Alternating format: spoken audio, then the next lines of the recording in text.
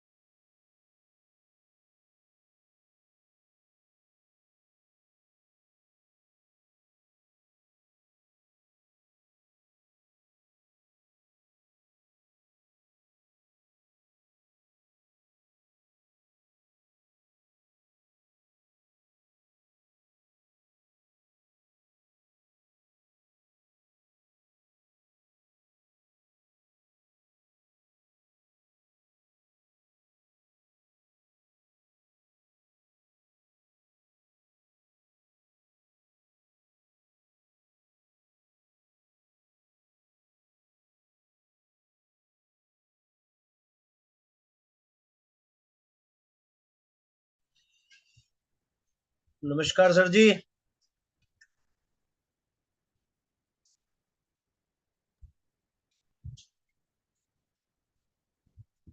Good afternoon sir. Start करें Sandeep sir. बिल्कुल साहिल जी करिए। कैसे हैं? साहिल जी शुरू करिए please sir, please. So good evening. Sir I think अभी लोग ज्वाइन कर रहे हैं sir. I think we can wait for 5 minutes. 5 बजे हैं पूरे अभी ना। हाँ, अभी तो सर ज्वाइन कर रहे हैं लोग। हाँ हाँ हाँ हाँ। 5-7 मिनट अभी वेट कर लीजिए, सब जुड़ हाँ जाएंगे कर ना। लीजिए, कर लीजिए सर, कर लीजिए।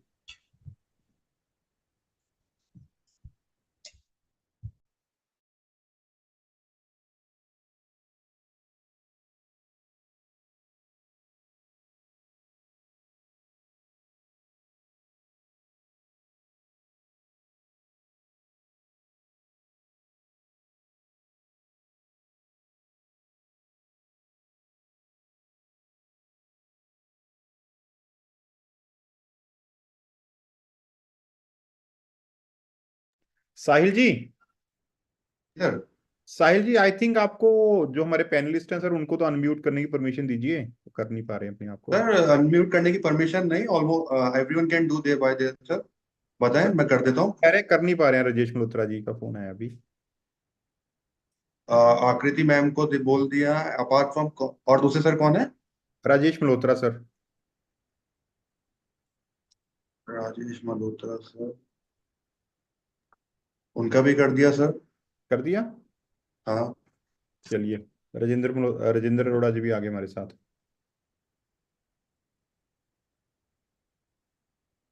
नहीं, आप एक बार सबको ही परमिशन दे दो ना। सबकी परमिशन है सर, सबके पास सबकी परमिशन है। एवरीवन सत कैन श्री डू बाय अकाल देयर। जी। प्रणाम सभी को, नमस्कार। सत श्री अकाल जी, सत श्री अकाल सर। यादव जी को भेज दें चाय पे उनको। सर जी बड़े दिनों बाद दिखाई दिए हो आज। राजेंद्र जी, मैंने कह रहा हूँ बड़े दिनों बाद दिखाई दिए हो। सर सर आपको सर सर नमस्कार जी। नमस्कार सर। राजेंद्र जी कैसे हैं? सर सर बहुत बढ़िया सर, बहुत बढ़िया सर। प्रणाम सर, नमस्कार सर। हाँ जी सर, नमस्कार। बहुत दिनों बाद जी मौका पवार मिल रहा है साहब। जैन साहब। जी सर। जल्दी जल्दी बुला लिया कीजिए हमें। हाँ, बिल्कुल बिल्कुल। अब अगस्त से फिर दोबारा से स्टार्ट कर देंगे सर। हाँ जैन हाँ साहब, ये वो तो 5 तारीख को ना जी महानगर टैक्स बार में प्रेजेंटेशन है मेरी, आना जरूर आप। बिल्कुल सर, बिल्कुल। महानगर वाले मुझे बुलाएंगे क्या? तो मैं नहीं जानता, अश्वनी मित्तल जी से बात हुई है मेरी। लोकल बारों का मामला है ना सर। हाँ मैं समझ गया।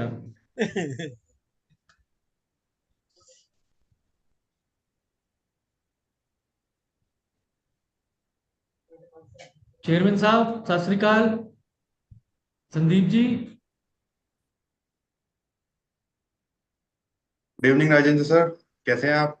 हाँ जी, कैसे हैं साहिल भाई? बढ़िया, आप बताइए। All good sir. ठीक हो?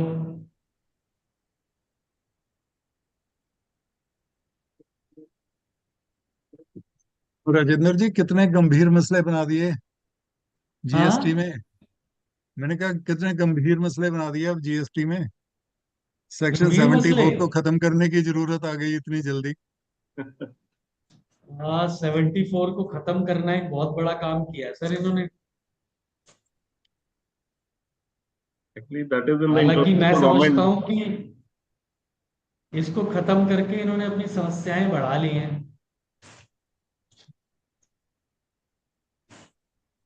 मतलब इतनी जल्दी थक गए हो। हाँ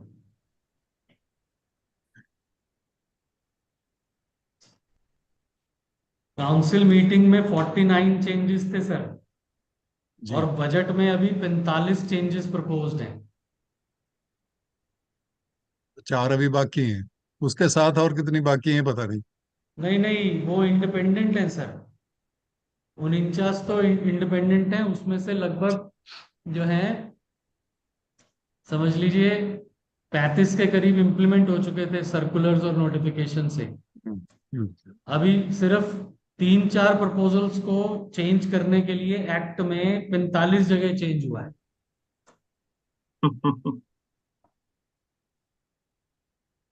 ये तो आज हम आपसे समझेंगे। हाँ जी मैंने कहा हम आपसे आज समझेंगे ये बातें तो। Sir sir sir.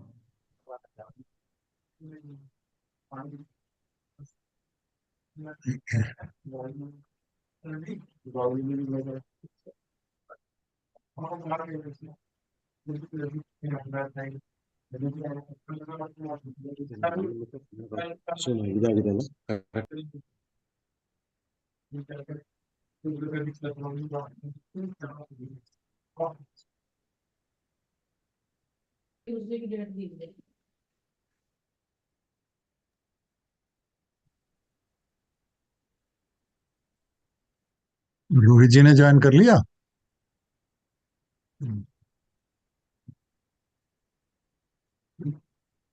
Good afternoon sir. Good good afternoon afternoon. Rajendra ji. Good afternoon Chandra Pawan ji. Good afternoon.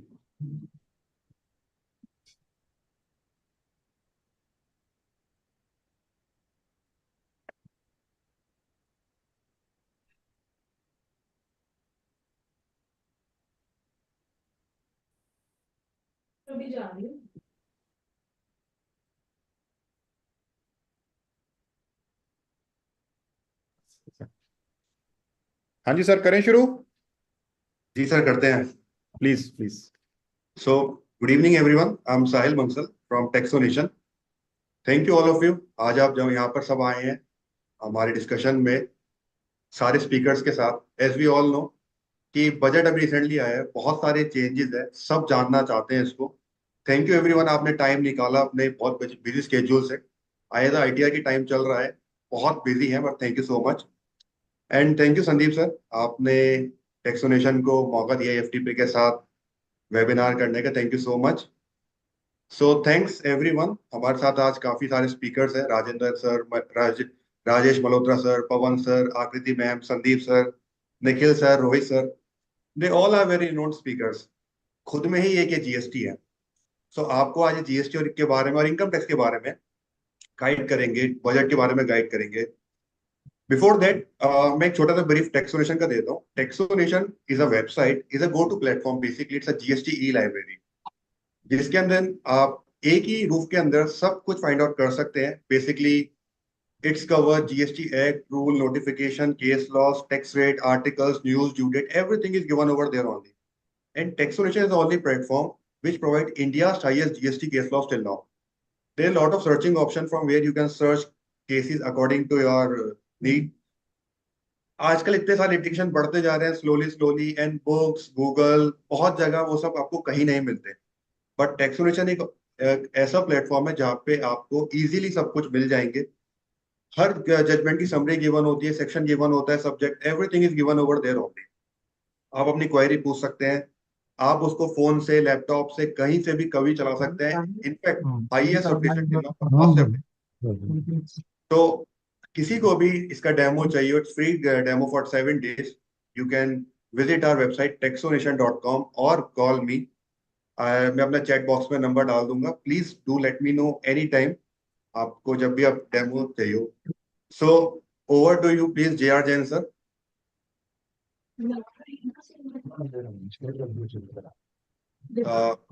Jen sir, can you please unmute?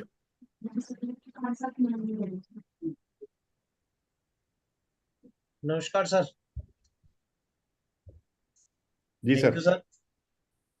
आज बजट के लिए हम चर्चा के लिए पैनल डिस्कशन के लिए आज बैठे हैं। बहुत जल्दी 23 तारीख को बजट हमारा आया था। और सबसे प्रथम तो मैं सभी हमारे पैनलिस्ट और सभी जो आज प्रोग्राम में जुड़े अपने व्यस्तम समय निकाल करके टैक्सेशन के द्वारा जो आज ये इनिशिएटिव लिया गया है उसमें जुड़े उनके सबका बहुत बहुत स्वागत है। और हमारे बीच इनकम टैक्स के और जीएसटी के काफी लर्नेड स्पीकर्स हमारे साथ जुड़े हुए हैं। राजेश मल्होत्रा जी सीनियर एडवोकेट पटियाला से, राजेंद्र अरोड़ा जी, शायद कोई आवश्यकता नहीं है इनका मैं बताने के बारे में भी कौन है, सभी लोग आजकल राजेंद्र अरोड़ा जी तो एक जाना पहचाना नाम हो चुका है। इनके कर दो। पवन पावा जी, रोहित कपूर जी, निखिल गोयल जी और आकृति गुप्ता जी, मैं आप सभी पैनलिस्ट का अपने all India federation of tax practitioner north zone की तरफ से हार्दिक स्वागत करता हूं। और आपके एक्सपर्टाइज से, ज्ञान से हम सब लोग आज लाभान्वित होंगे कि बजट में क्या क्या बारीकियां हैं, क्योंकि बजट के ऊपर ऊपर की चीज दिखाई देती है, अंदर बहुत कुछ होता है जो आज समझने का हमें मौका मिलेगा। मैं आप सबका पुनः एक बार धन्यवाद करता हूं और संदीप जी से आग्रह करूंगा कि आगे की कार्यवाही के लिए। Thank you.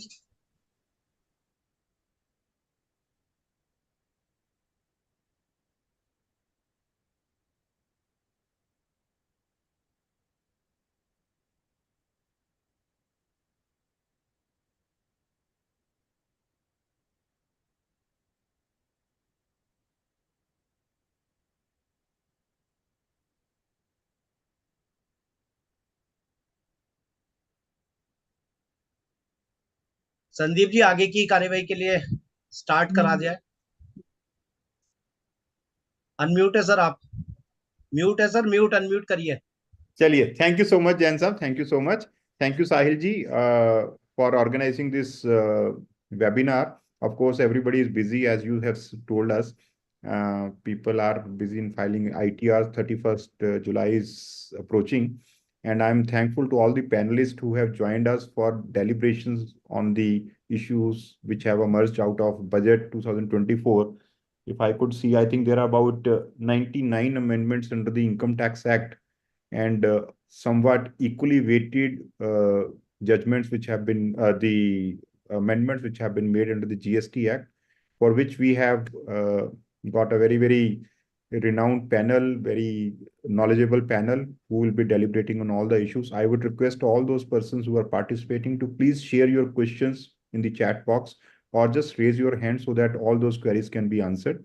So with these words, I welcome all of you and also thank the panelists and the organizers, and please take these proceedings forward. Now, I'll request Rajesh Malhotra ji, our senior most panelist for today, to please take the proceedings forward, sir. Thank you.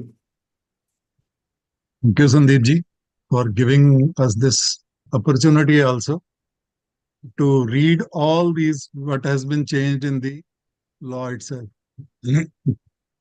हम बहुत थोड़ा थोड़ा touch करेंगे क्योंकि time constraint तो रहेगी। अगर हम टोटली इसको सारे फाइनेंस बिल को डिस्कस करना चाहें तो मेरे को लगता है 2 दिन तो कम से कम लग ही जाएंगे, क्योंकि 99 चेंजेस हैं हमें एक और चेंजेस के साथ ऑफ शूट्स बहुत हैं। जी आपने बिल्कुल ठीक कहा। तो सबसे पहले मैं शुरू करता हूँ सैलरी क्लॉजेज में जो चेंजेस सर आए। इफ यू परमिट मी मैं स्क्रीन शेयर कर दूं। हाँ please, yes Rohit ji I मेरे जस्ट को आज रिक्वेस्ट हेल्प करते रहेंगे। I just request the host to disable the screen sharing please.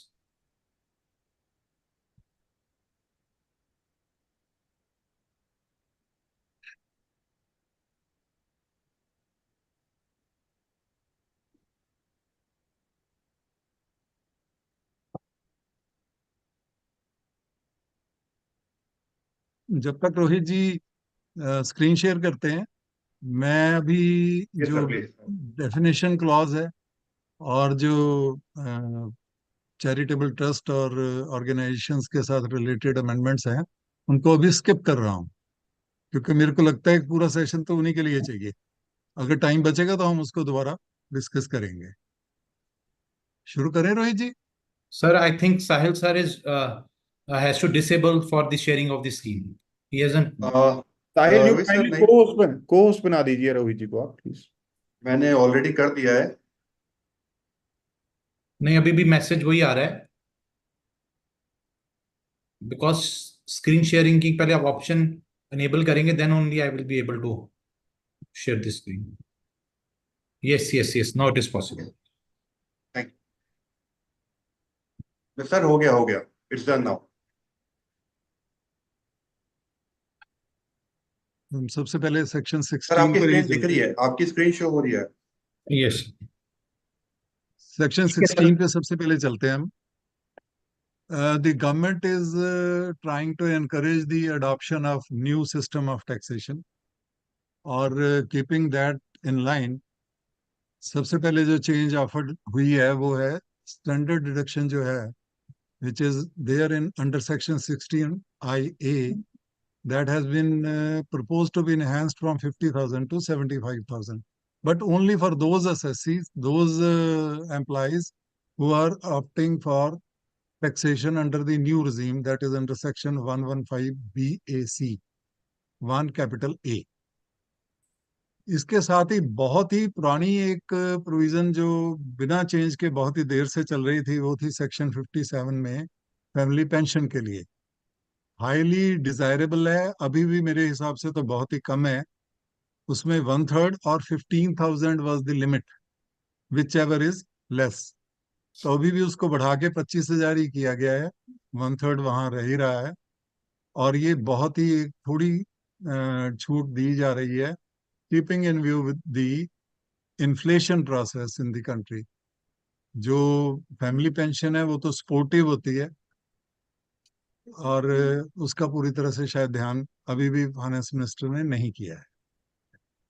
और ये भी वही प्रॉब्लम है, ये जो प्रोविजन है वो भी एप्लीकेबल होगा 115 BAC, जो न्यू रजीम टैक्स रजीम है उसी में होगा। ओल्ड रजीम में उसी तरह से ये जो लिमिट्स हैं बनी रहेंगी। अ, इसके बाद हम चलते हैं सेक्शन 28 में जो चेंज हुई।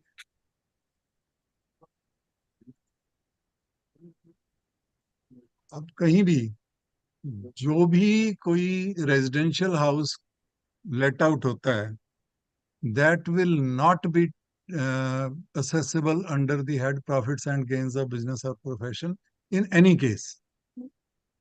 Mark my words, it relates only to residential house property and not to each and every property. Commercial के लिए एप्लीकेबल नहीं होगा, और वहाँ अभी भी चांसेस बने रहेंगे कि वो profits and gains of business और प्रोफेशन में आप असेस उसे करवा सकें। लिटिगेशन भी उस पर हो सकती है। मेरा व्यू ये है कि रेजिडेंशियल में ये क्लियर है, लेकिन कमर्शियल में ये प्रॉब्लम खड़ी रह जाएगी। उसको भी फाइनेंस मिनिस्टर ने क्लियर करने की अभी कोशिश नहीं की है। उसके बाद हम आते हैं बिजनेस एक्सपेंसेस में।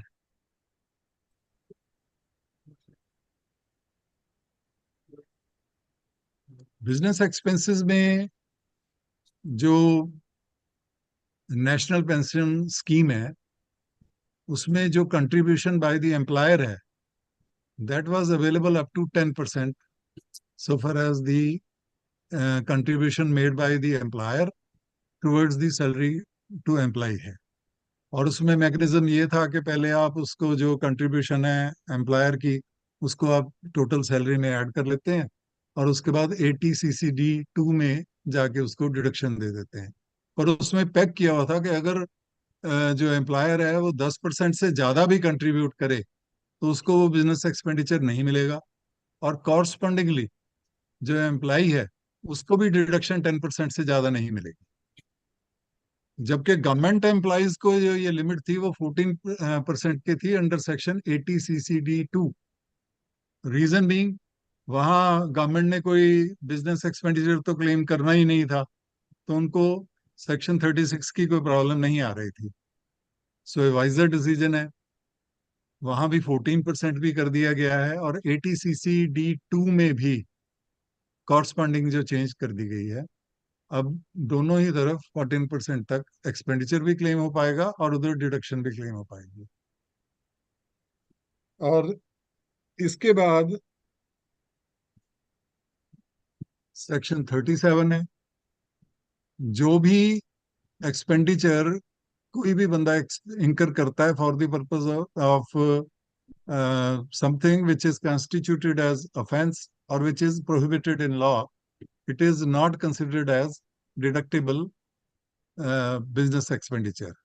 इसमें अब एक एक्सेप्शन दी गई है, clarifies that this prohibition includes expenditure incurred to provide benefits or perquisites to individuals in violation of law or regulations or to compound offenses under any law.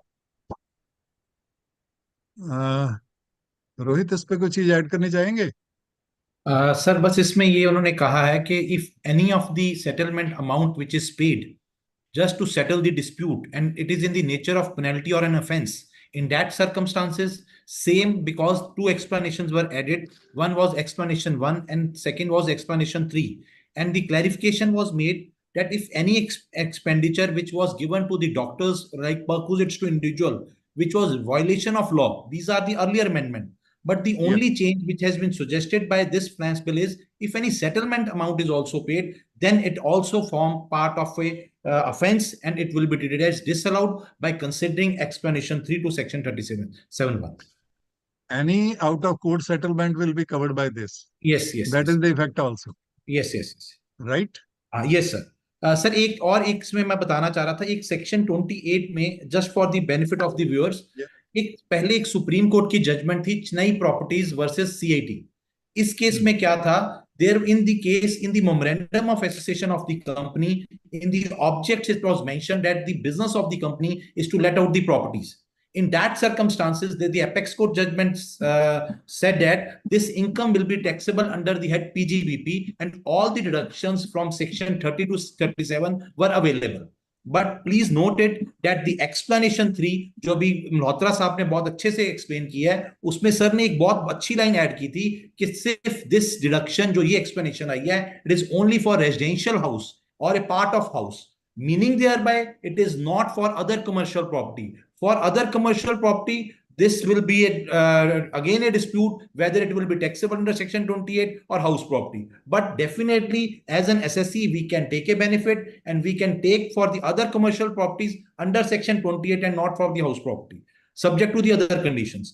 So the Chennai Properties Investment Limited, the earlier judgment is overruled by this amendment. Over to you, sir, please. Right. और इसमें लेकिन फिर भी आप कह सकेंगे हमेशा इस पर्टिकुलर अमेंडमेंट को देखते हुए कि अगर कोई कमर्शियल प्रॉपर्टी है तो क्योंकि उसको एक्सक्लूड नहीं किया गया इसलिए वो पीजीबीपी में जा सकेगी. Yes, yes, yes. We can all the time draw this force from this particular wording of the law also. Yes, sir. Yes. This is my humble view. Yes, sir. Yes, absolutely correct, sir. इसके बाद एक बहुत ज्यादा weighted change आई है section 40(b) में. वो जब से लॉ बना था तब से स्टैग्नेंट ही थी, कोई चेंज उसमें करने की कोशिश ही नहीं की गई. Now the limits have been revised.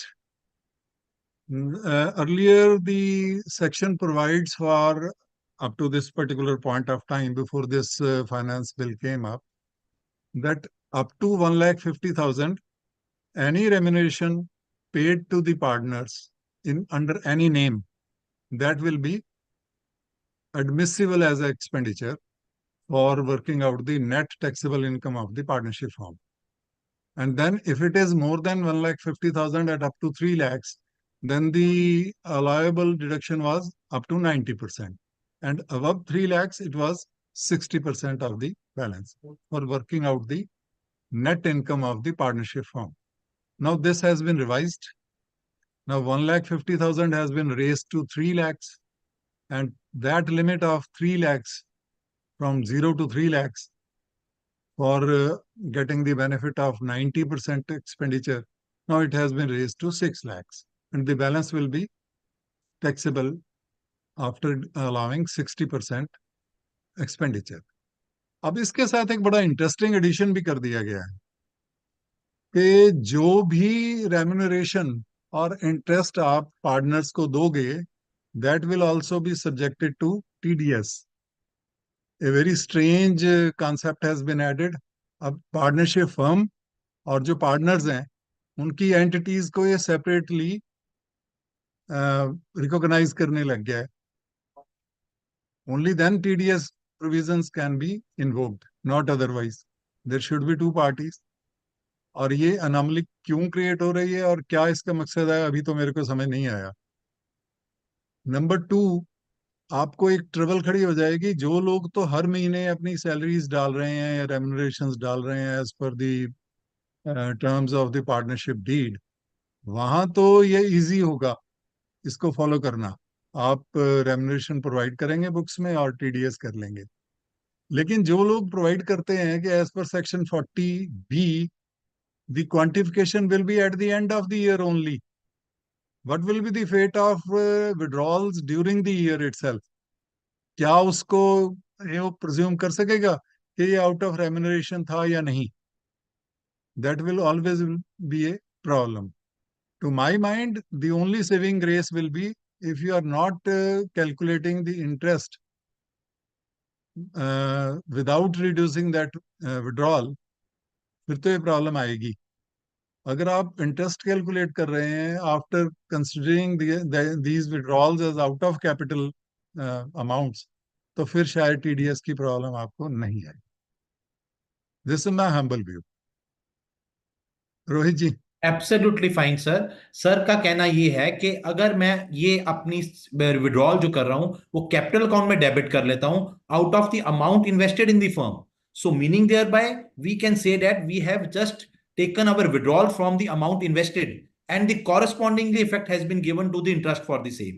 And if in that circumstances हमने provision for salary जो हमने अपनी books as per partnership deed डाली है वो हम end में भी डाल देते हैं, तो we can have a case that this TDS provisions will not be applicable. And friends, TDS की provisions के लिए जो इनकी लिमिट है that is 20,000 and rate of TDS is 10% and section is 194T. बहुत बड़ी अमाउंट इसमें डिडक्शन के लिए चली जाएगी और default will be very costly. Yes. तो इसलिए बहुत ही ध्यान देने वाली बात हो जाएगी सभी के लिए. आपको शायद अपनी पार्टनरशिप डीड्स जो है उनकी टर्म्स को भी रिवाइज करना पड़े to bring it in line with the new amendment. इसके बाद हम 43D पे आते हैं जहां पब्लिक सेक्टर कंपनीज का रेफरेंस था. पब्लिक सेक्टर कंपनीज को वहां से ओमिट कर दिया गया है. और जो क्रूज शिप्स का ऑपरेशन है वो बाय नॉन रेजिडेंट्स है, उसको भी स्पेसिफिक स्पेशल ट्रीटमेंट के लिए प्रोविजन बना दिया गया. इसके बाद आता है कैपिटल गेन्स. कैपिटल गेन्स के लिए निखिल जी को बुलाया जाए. We request please Nikhil ji to come and please deliberate us on the amendments made in the capital gains by finance bill number 2. Please, sir, please. I hope I'm audible. Yes. Yeah. Great. So I'll just briefly touch upon some of the major changes that we are seeing in this finance bill.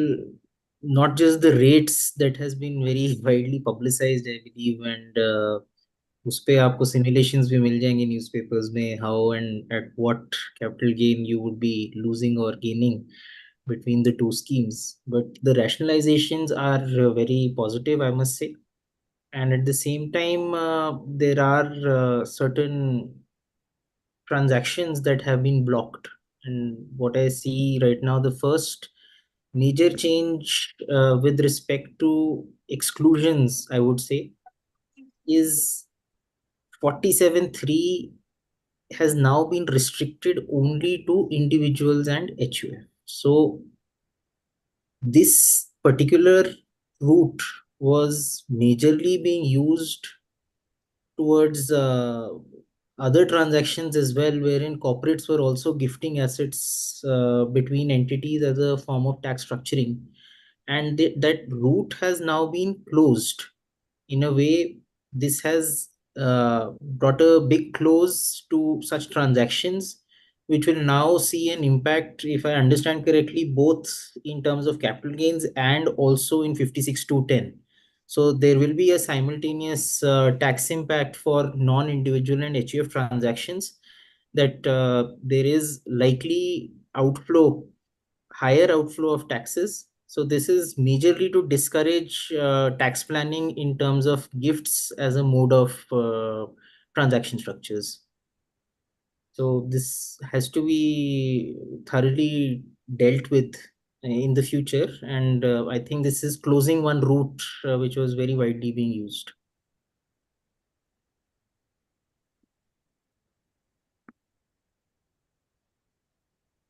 The next. Right. So next, I'm talking about the holding periods. So this is one amendment that is highly appreciated by the community at large, whether it is tax professionals, whether it is real estate sector, whether it is the general public. I think capital gains was being made complicated with every amendment. If I see from 2014, there were more and more exclusions coming in. There were more and more asset classes where there were differentiations in holding periods in terms of status as well. So to just simplify, there are now only two holding periods that exist, and the thumb rule is very simple now. If it is listed, it is 12 months. If it is not a listed asset, it is 24 months. So there were asset classes like gold, there were unlisted shares, immovable property was already 24 months, but all other unlisted assets and debentures, gold, bonds, etc., they've all been reduced from 36 months to 24 months. Uh, Another thing, sir, I'd like to point here, one asset class has benefited majorly from this change would be REITs and InvITs, because these would be listed securities, REITs and InvITs, and they were earlier being treated in the period of 36 months and now drastically being reduced to 12 months. So I can see a major rise in investments towards REITs and InvITs as an alternate to real estate investments. So these would be welcome changes for the real estate industry in general as well, because they give hybrid benefits to the users. So certainly this particular amendment with respect to reducing the holding period is a welcome change all across the board. I don't think there is any particular asset class that loses out because of this. There are only gains. It is only that real estate remains unchanged from 24 months to 24 months now.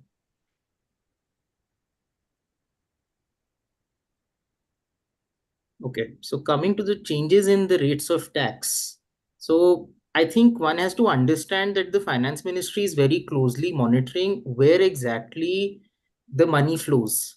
And it would be unwise to say that there has been an exponential growth in our equities and capital markets participation, especially by younger participants as of date.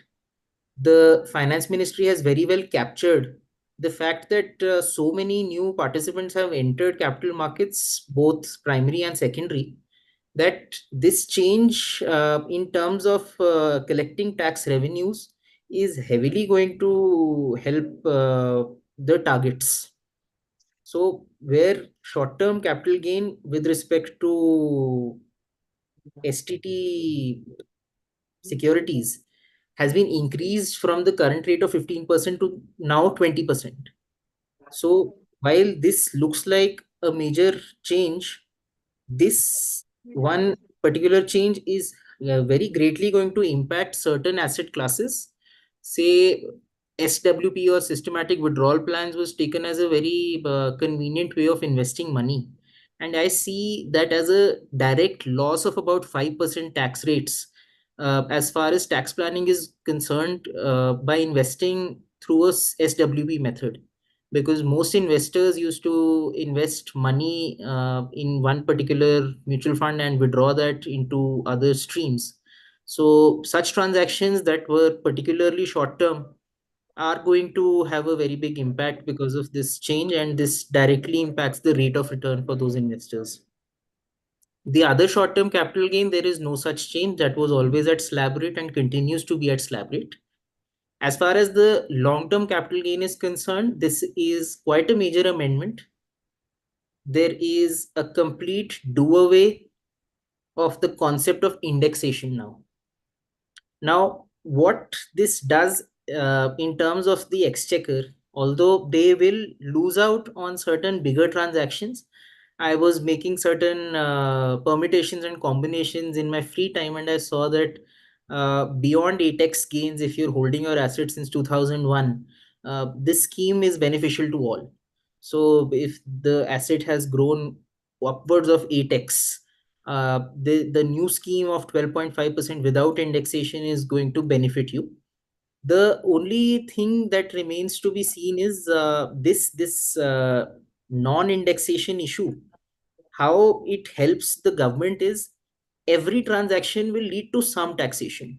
Because of indexation, where your investment was unable to beat inflation, there was a possibility that you will end up in a capital loss even without taking any sort of cost of improvement for your assets.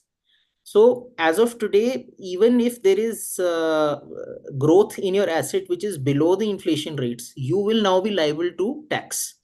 So that is another class of people who might lose out because of this, who have already not prudently invested and were unable to even beat inflation, will feel the brunt, because tax will also have to be paid at the rate of 12.5%, and there will be no indexation benefit to cover that loss. So that is another aspect which needs to be very thoroughly understood. Now, as far as general asset classes are concerned, general investments in real estate would have grown much higher.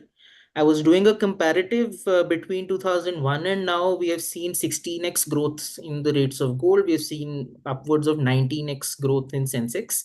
So all of these asset classes are not very adversely impacted. It is just that because of the grandfathering provisions taking up of the rates as applicable in 2018 as far as equity is concerned, and 2001 as far as the properties are concerned, those might impact certain areas where the circle rates have not grown in line with inflation.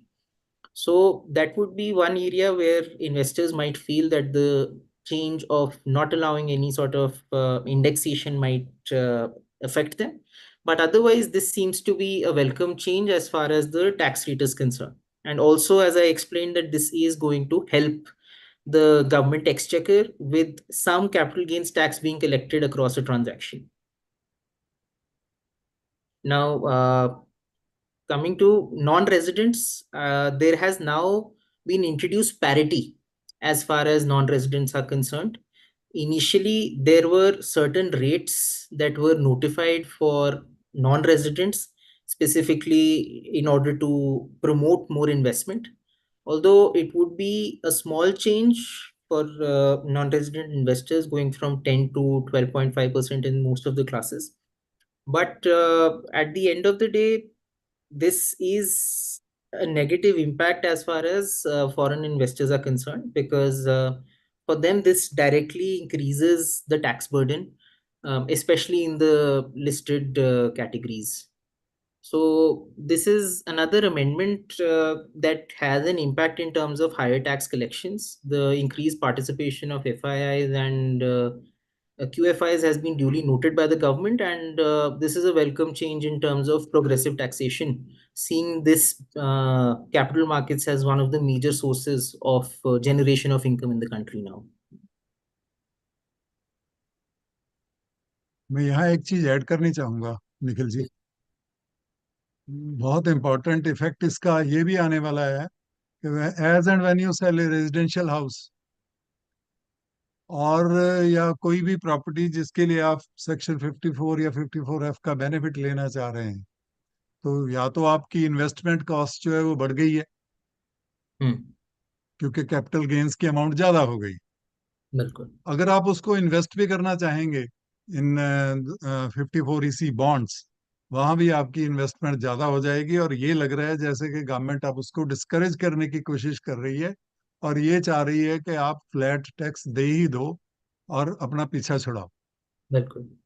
That नहीं is sir, एक very इसमें rider correctly है, kept to एक 54 and इसमें rider है 54 में, what you are saying is absolutely correct, but not for 54F, वो because in वैसे भी पूरी 54F इन्वेस्टमेंट के we लिए were already investing the full sale consideration. So correct the rider which you have given is absolutely correct for 54 EC bonds. It is absolutely correct for 54. So according to me, it is benevolent provision for 54F, and again it is at the loss for the 54. For 54, now we have, in order to claim the deduction under section 54, obviously we have to invest more because the benefit of indexation is not available. So I think, sir, what this also promotes is longevity of your residential investments, and we have seen a lot of hike in rates, especially in the residential sector, and there's a lot of speculation around residential flats being sold around booming cities. So I think this will stop that cycle of opportunistic investment, and rather the residential house will be treated for the purpose it is. हाँ, शायद जो real user है वो सामने आए, जो सिर्फ बिल्कुल इन्वेस्टर है वो डिस्करेज हो। बिल्कुल इसका इम्पैक्ट देखा जाएगा। Please sir please Nikhil ji continue करिए। हाँ जी हाँ जी। So as far as this is for buyback of shares. This is very important. Now this change in terms of dividends, I think the brunt was already being faced by the shareholder. Now, initially, the dividend distribution tax changed into taxation of dividends in the hand of the individuals. And now, the dividends, deemed dividends on account of buyback of shares, will also impact the individual shareholder only. So, at the end of the day, buyback tax and dividend tax both have been shifted to the individuals, which in essence take away the long-standing benefits whereby investors were immune to any sort of corporate structuring or corporate benefits that were given by the company, and they are now put to the front line with the amount of taxes to be borne by them with respect to these transactions. And obviously, because these are to be treated by the government as passive incomes, there is subsequent amendment to not allow any sort of expenditure against these dividends. But I just want to add one thing, Nikhilji, if you please allow me. Yes. This change is from 1st October 2024. And if any buyback is made between the period before 1/10/2024, obviously it will be taxable in the hands of the company, not in the hands of the shareholder. That's most. अभी scheme approve नहीं कर रही but ROC Yes, and further there is also amendment in section of TDS. In the case where any amount is paid by the company on account of buyback, it will be subject to the TDS rate of 10%. Correct. So what the government want to plug all these transactions. By this amendment, they will able to fetch more taxes. One, they will able to locate whether it was buyback or not, only because of the TDS amendment by making 10%. So according to me, earlier the government was fetching the tax of 20% plus 12% surcharge and 4% education cess. Let us say it is the ratio of 24% or 23%. Now with this amendment, they will able to fetch more taxes, and without any deduction. Even in the 46A, there is an amendment. So I request Nikhilji just to give update us on the amendment made in section 46A, which is very relevant what the amendment has been done. Over to you, Nikhilji, please. All right, sir. Now coming to this amendment for section 46A, that where a shareholder receives any consideration of the nature referred to in 22(2)(f) in respect to the buyback of shares and takes place after the 1st of October 2024, the value of consideration received by the shareholder shall be deemed to be nil. So there is in effect no further benefit that can be claimed by terms of capital loss, at the end of the day, this transaction completely goes into income from other sources, and there is no benefit left. Your value of share in effect gets extinguished in the company, and you will not be able to make any sort of claim against that now. I will just add, there is amendment which says that we can claim the capital loss, but capital loss will not allowed to be set off. Correct. And that set off will be made in subsequent years when there will be some capital gains. Yeah. Only this amendment has been made. Harvesting has been allowed, but at the end of Yes. the day, this has been set apart for future. Yes, yes, yes. Meaning thereby, even the loss, they are not allowing you to during the claim year, it. and they are saying, please defer this loss, and this loss will be allowed in subsequent years when there is a gain. And this is the example which I have quoted, is given as memorandum explaining the finance bill. And from this bill, it is very much clarified. For example, the shares, 100 shares were bought in 2020 at rupees 40. Total cost of acquisition is 4,000, and 20 shares were bought back in 2024 after 1st October 2024. The total consideration which is received by the SECI is 1,200. And the capital loss will be sale consideration as per provisions of section 46A, which Nikhilji has explained, which he has told that the sale consideration will be nil. So, absolutely correct, sale consideration will be nil. Cost of acquisition will be 800. This capital loss of 800 will not be allowed to set off during the year under consideration. Assessment year 25-26, it will be carried forward for subsequent years. So in essence, Over they to are you, Nikhil. taking the entire tax on buyback in the year of transaction, and Yes. whatever cost you have paid for the acquisition of those shares can only be harvested over future years, and only for transactions other than the one that took place for the buyback. Absolutely. Any Rajesh sir, any comments regarding the buyback? Please carry on. Okay, sir. Okay, sir. Now shifting to abolition of angel tax, I request Rajesh sir to throw light on this, please. It is certainly something, I'll say, turning the clock back. In section 56, this clause 7B, now it has again been removed. It had been added in 2014 only. And the effect was any immovable property which had been acquired without consideration and the value was 50,000, we are recalling the provision itself, or where the consideration which is less than the stamp duty value of the property by an amount exceeding 50,000 rupees is there, then the difference was to be taxed in the hands of the buyer. Now this has again been removed, and perhaps for the benefit of those people who are in the startups and all that. I see this as a welcome change, I must say. Certainly, they have turned the clock back. It was earlier not taxable. It was subjected to tax in 2014. Now they are again back to the earlier situation. It will have both benefit and loss as well. Will certainly lead to a lot of litigation. Rohitji, this is my perspective. Yes, this amendment is made only for the share capital. According to me, if any shares are received at a premium, because 68 provisions are intact, that addition, that requirement for verification will be made by the AO. But only thing is, if the share capital is raised at high premium, then this section 56 to 7B, which was in last financial year, Finance Act 2023, has added even the NRI. If we borrow the funds from NRI as an investment, this section was made applicable. So this is a welcome change. With this, and it is for the startups basically. Yes, yes, yes. That was unka taxation has been shifted from 56 to 68 now. Yes, yes. All other taxations remain there. So now, I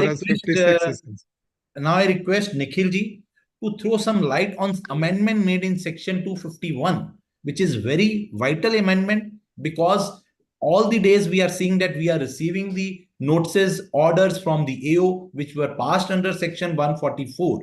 And in the old regime, there was no section which gives the power to the CIT that he can set aside the matter to the AO in the case of 144, where the assessment is framed under Section 144.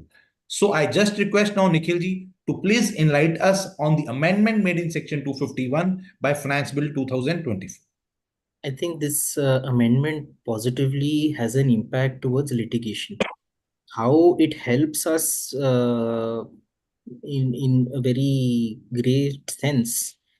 Earlier, if any assessment was concluded under Section 144, for whatever reason you were not able to participate in the assessment, or this is a best judgment assessment, the only outlet to save the tax was to file further appeal. Now, when the first appellate authority was not given the power, so powers of the commissioner are enshrined in Section 251. The commissioner was allowed to either allow the appeal, modify the assessment, or delete the addition, or sustain it. It had the power to call for additional evidence. Now, that power also had certain restrictions as per Rule 46A. You had to satisfy certain conditions in order to be able to be allowed to present your additional evidence before the Commissioner appeals. And as everyone is aware, say your application for additional evidence gets rejected at the stage of Commissioner appeal, or the remand report is prejudicial to the assessee and is accepted without any further consideration, you are again sent upwards into litigation to the ITAT, and then you are left at the mercy that whether you will be remanded back to the assessing officer or to the CIT appeal again. So at the end of the day, I see this welcome. I request. Yes. Yeah. So in that sense, with I request host to please unmute, please mute all the other participants, please. Sahil ji, please mute all the other participants. Sure, sir, sure. all right. पल्ला साहब mute हाँ mute हाँ जी, हाँ जी. So I think आपका appeal फी अभी भी 1000 ही रहेगा, but in that appeal fee of 1000 you're able to get your matter back to the assessing officer if you are able to plead your case that it was a genuine case of Your non. speaker is not working. Please check your. Instead of going another level up and remanding matters back, thereby recycling litigation, it is a welcome step that at threshold itself, the CIT appeal will have the power to remand the matter back to the assessing officer in the interest of justice. So this is true dispensation of justice in order to allow reassessment in a sense where you have been unable to participate before the assessing officer. Absolutely correct. Nikhil ji इसमें एक चीज और भी add कर देनी चाहिए, और वो ये है कि आपके लोकल ऑफिसर के पास आना चाहिए फिर ये, अदरवाइज तो पर्पस फिर वहीं का वहीं खड़ा रह जाएगा और डिफीट हो जाएगा. Sir, in fact, there is some difference of opinion. Sometimes I've seen in remand back cases, the cases have been transferred to the jurisdictional assessing officer by the NFAC. That still remains the prerogative of the administrative CIT Of under course, section of course. 144B subsection 8. Of That course. can be transferred back to the assessing officer. Yes. It will certainly be helpful. It may be reducing litigation also, at least one round of litigation. Sir, we at present we are seeing more than 50% positivity from the CIT appeals in general. अगर वो dispose करना choose करे तब जी जी pending तो रखता रहा ना. बिल्कुल. जी. Next change is rationalization of time for filing the appeal to the ITAT. Earlier, the time period was 60 days. Now it is 2 months from the end of the month in which the order against the which appeal is communicated to the assessee or not. So earlier there was period of 60 days from the date. Now it is 2 months from the end of the month from which the order which is appealed to is received by the assessee or by the commissioner. So this is also a change in the time limit. And second change is we all are aware, friends, that the assessment in the case of search and seizure, there is a separate chapter has been added. For those appeals, there is a insertion because appealable orders under section 253, there is a list. In that list, they have added section 158 BFA capital A, which is for the orders which are related to the search which will be carried out after 1st October 2020. Rohit जी, एक change तो ये ना CIT appeals के level पे भी होनी चाहिए। Time period की जो बात है, पहले Yes, 60 डेज फॉर आईटीआईटी है और 2 months from the end of the month हो गया, तो वहां भी 1 month from the end of the month in वहां विच पे द भी ऑर्डर इज 30 डेज सर्व्ड, वाले वही में होना भी सेम चाहिए। Amendment was required. It should be aligned to the Yes, time yes, limitation so far as yes, yes, ITAT is concern. yes, yes, yes. तो ये हमें सजेशन जरूर भेजना चाहिए। Sure, sir. Now, friends, we all are aware.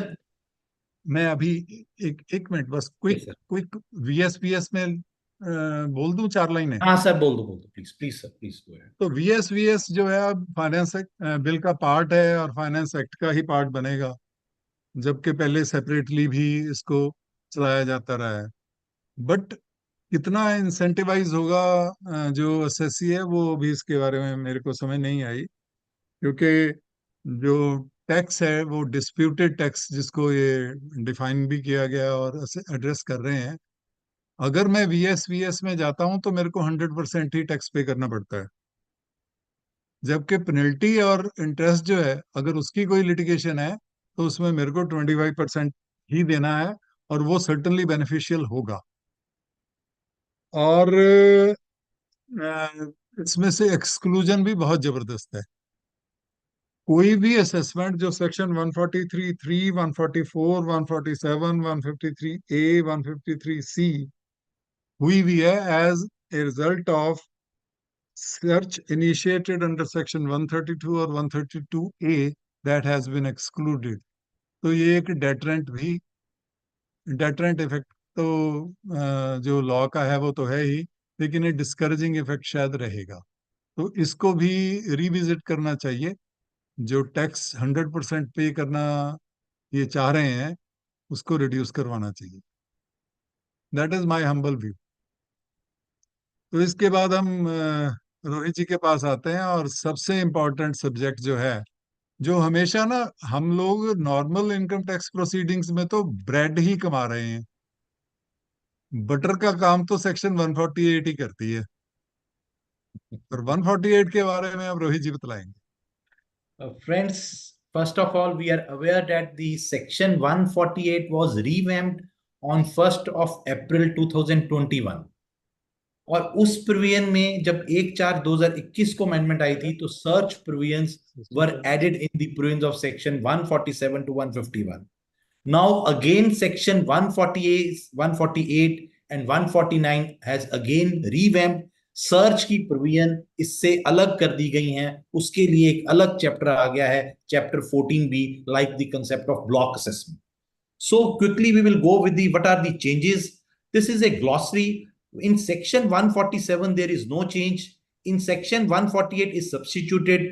148 capital A is also substituted. 149 is also substituted. 150 is also substituted, and 150 there is no change, and in 151 is again substituted. So coming with the sections 148, the only change in the section 148 is earlier the search provisions were assessed under section 147. Now they have shifted. If any search which took place after 1st of October 2024, in that case the search provisions will be dealt there and it not been in this section. Sorry, 1st September 2024. So the search cases have been removed and assessment will be governed by chapter 14B, block assessment. Second, friends, in this last to last year, what was happened that there was an amendment in section 143(2). The period was 3 months.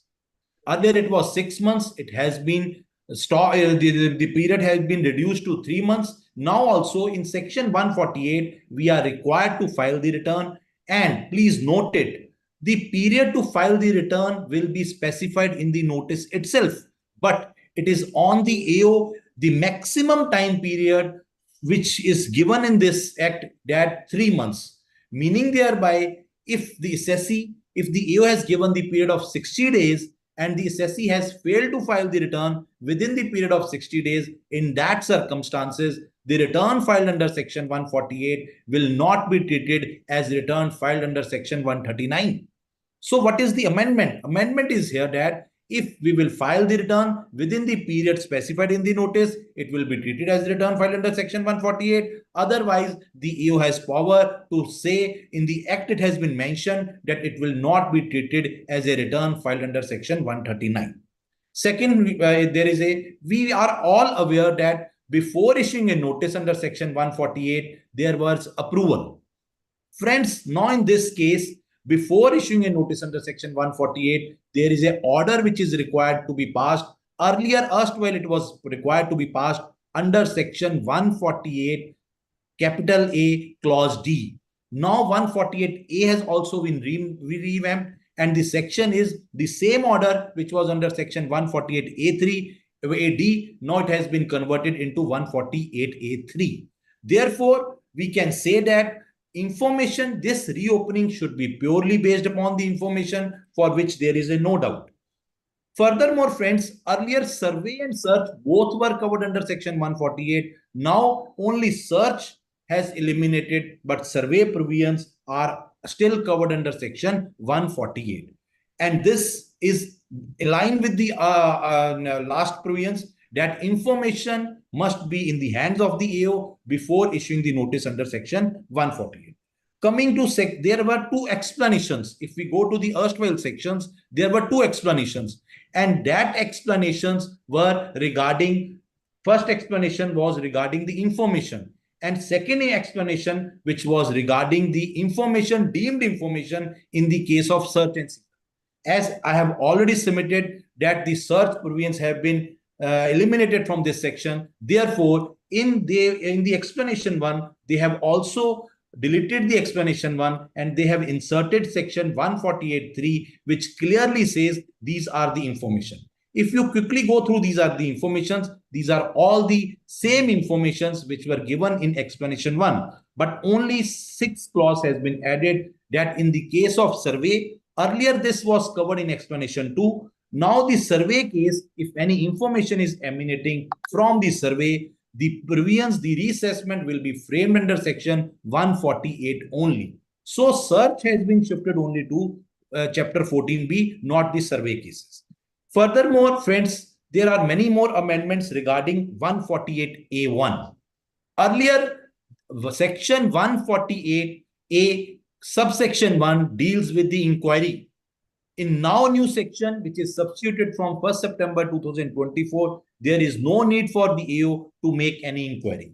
Secondly, in earlier 148AB, there was a time period that the show cause notice was required to be issued under 148AB, and the period of show cause notice was 7 days.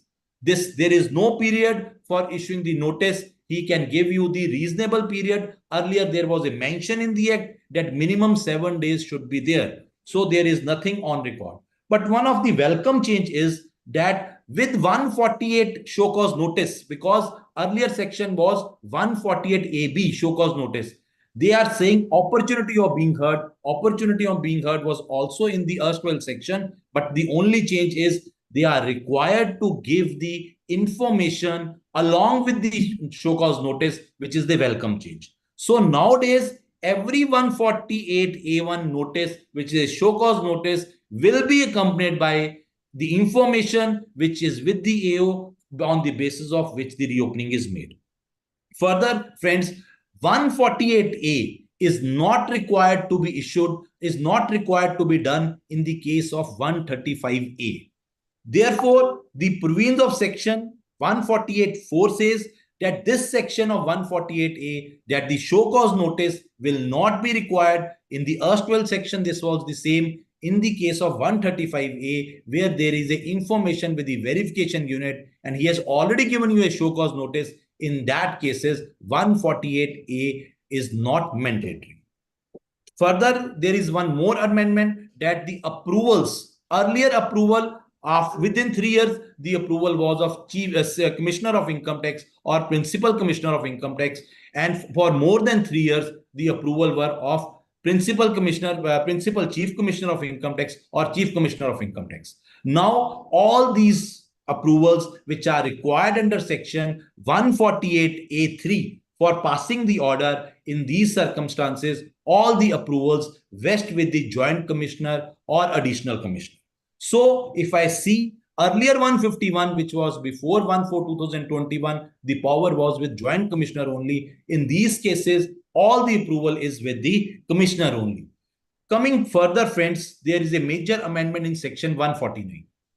Friends, this is very relevant. This is substituted from 1st September 2024. So please be with me and understand what were the earlier and what are the new changes. In earlier 149, period was 3 years or more than 3 years, but not later than 10 years. But in this case, 3 years, we have said 3 years and 3 months. But please note, this is for section 148.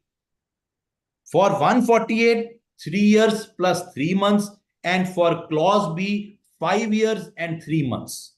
And the condition of 50 lakhs qua year remains the same. So this is also a welcome change that all the notices issued under section 148 after 1st September 2024 will be 3 years, and for less than 50 lakhs, 3 years and 3 months, and for more than 50 lakhs, 5 years and 3 months. Furthermore, friends, they have also introduced section 149(2), which is also very important. In this case, friends, what they have said is for section 148A, the section 148A deals with the show cause notice. So what they are trying to say, for show cause notice, period is 3 years only, not 3 years plus 3 months. Please note here, for section 149, subsection 2, clearly specify that for the show cause under section 148A, period is 3 years only. So the 149(1) deals with the issue of notice under section 148, and 149(2) deals with the issue of notice under section 148 capital A. Let us understand with the help of the example. The example is that the information is pertaining to assessment year 22-23 and income is less than 50 lakhs, and the notice is issued after 1st September 2024.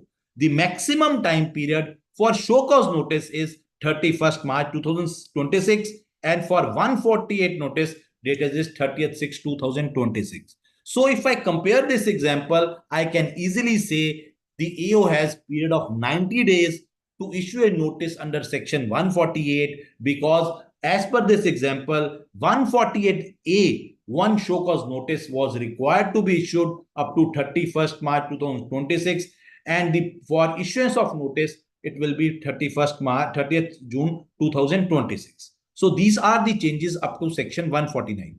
I request Malhotra sir, if any query regarding this. Rohit ji, Yes. ये जो provision है, Yes, ये sir. Prospective होगा Yes, sir. या Absolutely. जो भी notice 1 सितंबर के बाद इशू होंगे, Yes, उनके sir. लिए 3 इयर्स और 3 मंथ्स वाली प्रोविजन जो है, 3 इयर्स वाली और 5 इयर्स वाली, Yes, sir. ये अप्लाई हो जाएंगी. Yes, sir. तो अगर कोई भी ऐसा केस जिसमें ये पीरियड 31 अगस्त को ही एक्सपायर हो गया, तो Yes, सब sir. सेव हो जाएंगे अब. सर सीधी सी बात है, बिकॉज मैं अगर असेसमेंट ईयर वाइज चलूं तो मैं ये कहूंगा 30th अगस्त तक 3 इयर्स और 10 इयर्स की प्रोविजन चल रही थी. बिल्कुल. After 31st August provision will be 3 years and 3 months and 5 years and 3 months. So according to me, because वो जो टाइम पीरियड है इनका, वो हम देखते हैं from the end of relevant assessment year, it will not be much affected. But certainly after 31st March 2025, people will be at, I can say they will be benefited. But in survey cases, definitely all the survey which will be after this, or the survey which were made before this and notices are issued after 1st September, they will be benefited. 100% they will be benefited. So I think, sir, for 18-19, we can expect notices before 31st of August. Yes, yes, yes, yes. certainly. Otherwise, it will be now leading to a round of litigation. Certainly. क्योंकि 18-19 का जो time है 3 years का, वो otherwise तो मेरे हिसाब से तो 1 सितंबर को एक्सपायर हो गया। जी जी जी, 5 इयर्स और का एक्सपायर हो हम लड़ाई तो इस पे लड़ ही सकेंगे, संदीप जी इसके बारे में बता सकेंगे, सर क्योंकि ऐसे अभी है कि इन्होंने सर ऐसे है कि पिछले केसेस अब निपट रहे हैं 148 के, तो नई खेप शुरू हो रही है सर। संदीप जी ने तो 151 का कर लिया है, 151 ए का। अब वो कह रहे जी उसी ग्राउंड पे सारे मैंने निपटाए। हाँ तो मेरे को लगता है इसमें काफी फोर्स रहेगी। जी अगर 1 सितंबर को वो 18-19 का या 19-20 का केस जो 3 इयर्स और 5 इयर्स की लिमिट्स में आ रहा होगा, उसको ब्रीच करते हुए अगर कोई भी नोटिस इशू हो रहा है, then it will certainly be a good case for litigation. Absolutely. Up to AY 2021 से फॉर 3 इयर्स। या वो 18-19 से रोहित जी ने शुरू किया था ना। ठीक है सर। जी जी। सर हम इसको थोड़ा सा क्विकली वाइंड अप कर सकते हैं इसके बाद। हाँ जी, हाँ Yes, बिल्कुल जी, sir. बिल्कुल। हम तो आज बहुत फास्ट हैं। नहीं सेक्शन बहुत फास्ट है 150 sir, but topic is very wide. हाँ सेक्शन 151 में जो स्पेसिफाइड अथॉरिटीज थी, पहले सीसीआईटी और पीसीसीआईटी था, उसको चेंज करके now all the approvals is to be given by additional commissioner और एडिशनल डायरेक्टर और joint director. Now coming forward to section 152। मैं तो सर एक बात जरूर यहाँ कहना चाहूंगा यस कि सरकार का जो फेथ है ना, वो commissioner, principal commissioner, chief commissioner से हट गया है। They are more relying on the wisdom of additional commissioners only. उन्हें ये पता लग गया है कि ऊपर जो ऑफिसर्स बैठे हैं वो अपना विजडम यूज नहीं करते, वो तो सिर्फ ये लिखते हैं फिट केस है। सो इसलिए जरूरत ही क्या है, उसी को लिख लेने दीजिए फिट केस है। सर, आगे इन्होंने प्लीज रोहित जी। इन्होंने ये कहा है 152 में, all the searches which were initiated after 1/4/2021 and till 31 अगस्त 2024 वो पुराने लॉ में कवर होंगी, और बाकियों पे जो सर्चेज 1 सितंबर 2024 ऑनवर्ड्स होंगी, they will be covered by new law. So now looking forward to these special provisions for certain cases, as Sandeep ji has already given the mandate to wind up. So I will quickly go through the provisions. What are the provisions? I will just go through the what was the there as this act, this block assessment is only old wine in new bottle. कई बार पुरानी चीजों को भी संभाल के रखना होता है, तो ये वही बात है कि हमने एक पुराना सेक्शन लिया और उसको सारा नया कर दिया। ये सेक्शन में अगर देखूं, पहले भी था 1995 से लेके 31 मई 2003 तक ये ब्लॉक असेसमेंट का कंसेप्ट था। बट वहां पे क्या था, अनडिस्क्लोज्ड इनकम की असेसमेंट होती थी और सिंगल ऑर्डर पास करके हम असेसमेंट करते थे। तो 10 सालों की असेसमेंट एक टाइम होती थी, और अगर किसी एक साल में लॉस भी था तो हम उसको ऐड कर देते थे। ये पहले ब्लॉक असेसमेंट का था। बाद में कंसेप्ट आ गया 153AC का, जिसमें हर साल को हम इंडिपेंडेंट लेते थे, और इसमें हमने देख रखा है कि अब हिसार बिल्डवेल ने कह दिया अबेटेड ईयर्स और नॉन अबेटेड ईयर्स कि अगर इंक्रीमेंटिंग मटेरियल नहीं है तो कोई एडिशन नहीं होएगी on the basis of books of accounts. Looking forward, फिर फेज 3 आया, which started from 1/4/2021 and which is ending up to 31st August 2024. Now we are going to phase 4. Just a quick review, we will see that how many years are involved. In this case, search cases, the period which the AO can open is 6 years and the year of search. But mind it, the block period here is that 6 years before the date of search, and the truncated period means starting from the 1st April for the year when search was initiated, and ending 1st April से शुरू होएगा और end हो जाएगा जब मेरा last पंचनामा draw हुआ। So in this case also only one assessment will be passed, approval is required, and the abatement concept which was in 153A is also live here. Looking forward, I have just given an example that how the block period will work and what is the meaning of truncated period. In this case, the search took place on 10th of September 2024. So these are the 6 years, and this is the truncated period from 1st April 2024 to 10th September 2024. The definition of undisclosed income is very wide, and it has been given in section 158B, clause B. It starts with all the information, all the money, bullion, jewelry expenditure, which was found during the course of search or other things. But mind it, by ending this, they have also given that the any expense or deduction allowance claimed under this act, if it is found to be incorrect, will also be included in this undisclosed income. Meaning thereby, in this assessment of block assessment, your assessment will be of total income, and if any expenditure which is found to be incorrect, so earlier we were used to argue that this is only limited to undisclosed income, but in this 158B the undisclosed income definition is very wide, so we can say that other incomes which are other expenses which were normally claimed in the return of income which are found to be incorrect, that additions can also be prevailed.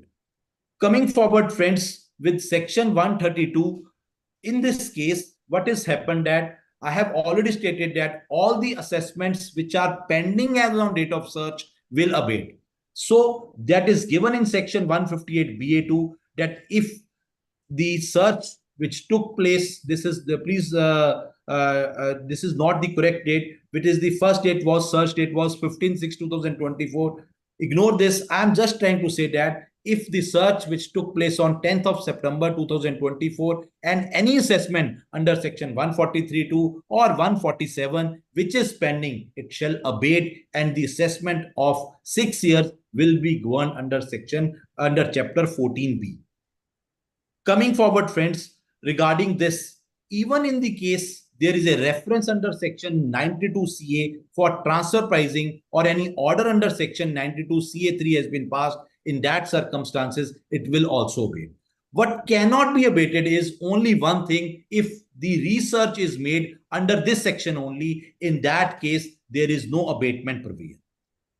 Moving forward, friends, we are talking about, in this case, what is the rate of tax? The rate of tax is given in section 113 and the rate of tax is 60% plus surcharge if any levied by the central government. At present, there is no surcharge, no 234 ABC interest, only if you pay 60% of tax with the return of income. The period for filing the return of income is 60 days.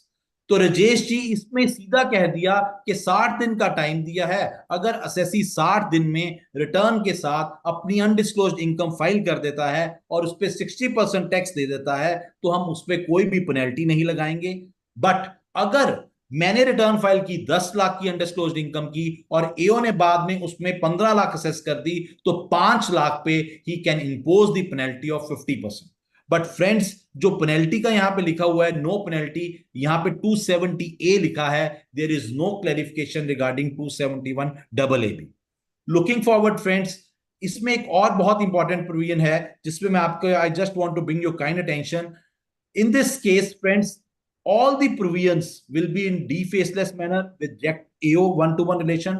143(2) आना mandatory है, but अगर AO ने time दिया था return file करने का और आपने 60 दिन के बाद वो रिटर्न फाइल की, उसके पीरियड में, जिस पीरियड में उसने लिखा हुआ है period mention in the notice, अगर आपने उसमें उस पीरियड में रिटर्न नहीं फाइल की, in that circumstances your return will not be treated as filed under section 139। इस केस में भी 6 साल प्लस ट्रंकेटेड पीरियड का एक ही ऑर्डर पास होगा, और इसमें अगर आप रिटर्न लेट फाइल करते हैं तो there is a provision that 1.5% interest will be levied per month for the period of delay. Further इसमें भी अप्रूवल किसकी चाहिए? एडिशनल डायरेक्टर की, एडिशनल सीआईटी की, एडिशनल जॉइंट डायरेक्टर की, same as 153D। So I think this is a welcome change and we should the government has come with a very clear cut mandate। if you will file the return, सीधी सी बात, notice आने से बाद अगर आप उसको return में income को consider कर लेते हैं तो उस केस में 60% टैक्स देना पड़ेगा। You will not be levied any penalty on that amount, no interest will be charged and the SSC will be scot free, will be free from any hassles। so this is the provision। and furthermore, जो बहुत important point है, all these penalties under section 271AA, 271D, 271DA and 271E shall also not be levied for all those things, all those incomes which the SECI has considered in the return of income। So I think this is a welcome change. We should say that the government in this case has given many benefits to the search assessors. Over to you, Rajesh, sir. Thank you, Rohit ji, for the deliberation. Now I go back to Sandeep ji for taking the next subject, that is GST. We are waiting eagerly for that also.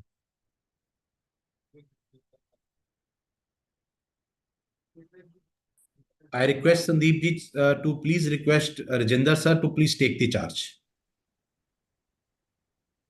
Thank you so much, ji. Rajinder ji, are you there? Yes, sir. हाँ जी राजेंद्र जी sir सत श्री अकाल sir Yes, good evening ਸਤਿ ਸ਼੍ਰੀ ਤੁਹਾਨੂੰ ਅਕਾਲ ਬਹੁਤ ਦੇਰ sir. Wait ਕਰਾਈ sir ਨਹੀਂ ਨਾ ਇਟਸ ਸਾਡੇ ਹੁਣ ਓਕੇ ਜੀਐਸਟੀ ਦੇ ਸਰ. ਦੋਸਤ ਸਾਡੇ ਜੀਐਸਟੀ ਦੇ ਦੋਸਤ ਸਾਡੇ ਨਾਲ ਆ ਗਏ ਆ sir Sir, everyone has to take us fall in forward line. Thank you so much ਜੀ ਅੱਜ ਵੈਸੇ ਵੀ ਰਾਜਿੰਦਰ ਜੀ ਏਓ ਦਾ ਰੋਲ ਨਹੀਂ ਪਲੇ ਕਰਨਗੇ ਅੱਜ ਸਾਡੀ ਤਰਫ ਤੋਂ ਹੀ ਬੋਲਣਗੇ ਸਰ ਤਾਈਓ ਮੈਂ ਅੱਜ Yes, ਕਿਹਾ sir. ਜੀ ਅੱਜ ਜੀਐਸਟੀ ਦੋਸਤ ਬਣ ਕੇ ਆਏ ਆ ਸਾਡੇ ਨਾਲ ਇਹ जी, sure, sir, sure. Always, sir. Always the friend. so shall we take it forward sir please Yes, sir. Yes, sir. right thank you Am I audible, Sandeep, sir? yes very much Thank sir you. Thank you. Yes, sir, you are audible. Please. Thank you. First of all, I would like to thank the Taxonation, Sahil, and the Federation, All India Federation of Tax Practitioners, with the chairman of the North Zone, Advocate Sandeep Goyalji, my elder brother, and all the other office bearers of the North Zone and the central committee, central body. Thank you very much for giving this opportunity. I would also like to thank my predecessor speakers who spoke on wonderfully on income tax. They have covered beautifully all the things. I was after listening to them, starting with Rajesh sir and then all Rohit ji. So I was thinking that I did not have any presentation with me. So I thought now it will be difficult, but still I will try my level best. As always, what I do, I always cram things. मैं रट लेता हूँ और फिर मैं रट कर बोल देता हूँ. तो आज भी कुछ ऐसा ही I am going to do. Friends, in GST, we do not make a budget. In GST, we have budget every month. And this time also, when on 22nd June, the council met 53rd time for the last 72 months. So we had around 49 changes which were proposed by the GST council. And when this finance bill 24 full budget came, then also let me tell you that all the changes which are proposed in the CGST Act and IGST Act are emanating from the proposals made by the GST Council only. Out of the 59 proposals which have been made by the Council, around 21 circulars have already been issued till 11th July. 4 notifications have already been issued till 10th July. And these one notification is the 12/17 CT, Central Tax, which runs into around 50 pages, which is amending rules. So if I talk about a press release, GST Council on 53rd. ਤੁਹਾਡੀ ਆਵਾਜ਼ ਥੋੜੀ ਖਰਾਬ ਆ ਰਹੀ ਸੀ sir हाँ Rajendra sir आपकी आवाज voice बिल्कुल क्लियर नहीं आ रही मतलब बहुत कट रही है आई थॉट मेरे ही हो रहा है सिर्फ Without earphone. Ji Let me check without earphone. Now please tell me whether it is better or not. better definitely better sir better yeah Yeah, thank you. Apologies for inconvenience. So, what I was referring to, Sahil, if you can do something, Yes, mute please. compulsorily all others, and then there would not be any gap while I speak. sure sir sure So- I'm doing. Yeah, thank you. So, friends, 3 pages were issued of press release, 49 changes were proposed. And out of those 3 pages, around a material of 500 pages are going to come, almost have come, the literature. The 99 changes are proposed in the budget for direct taxes.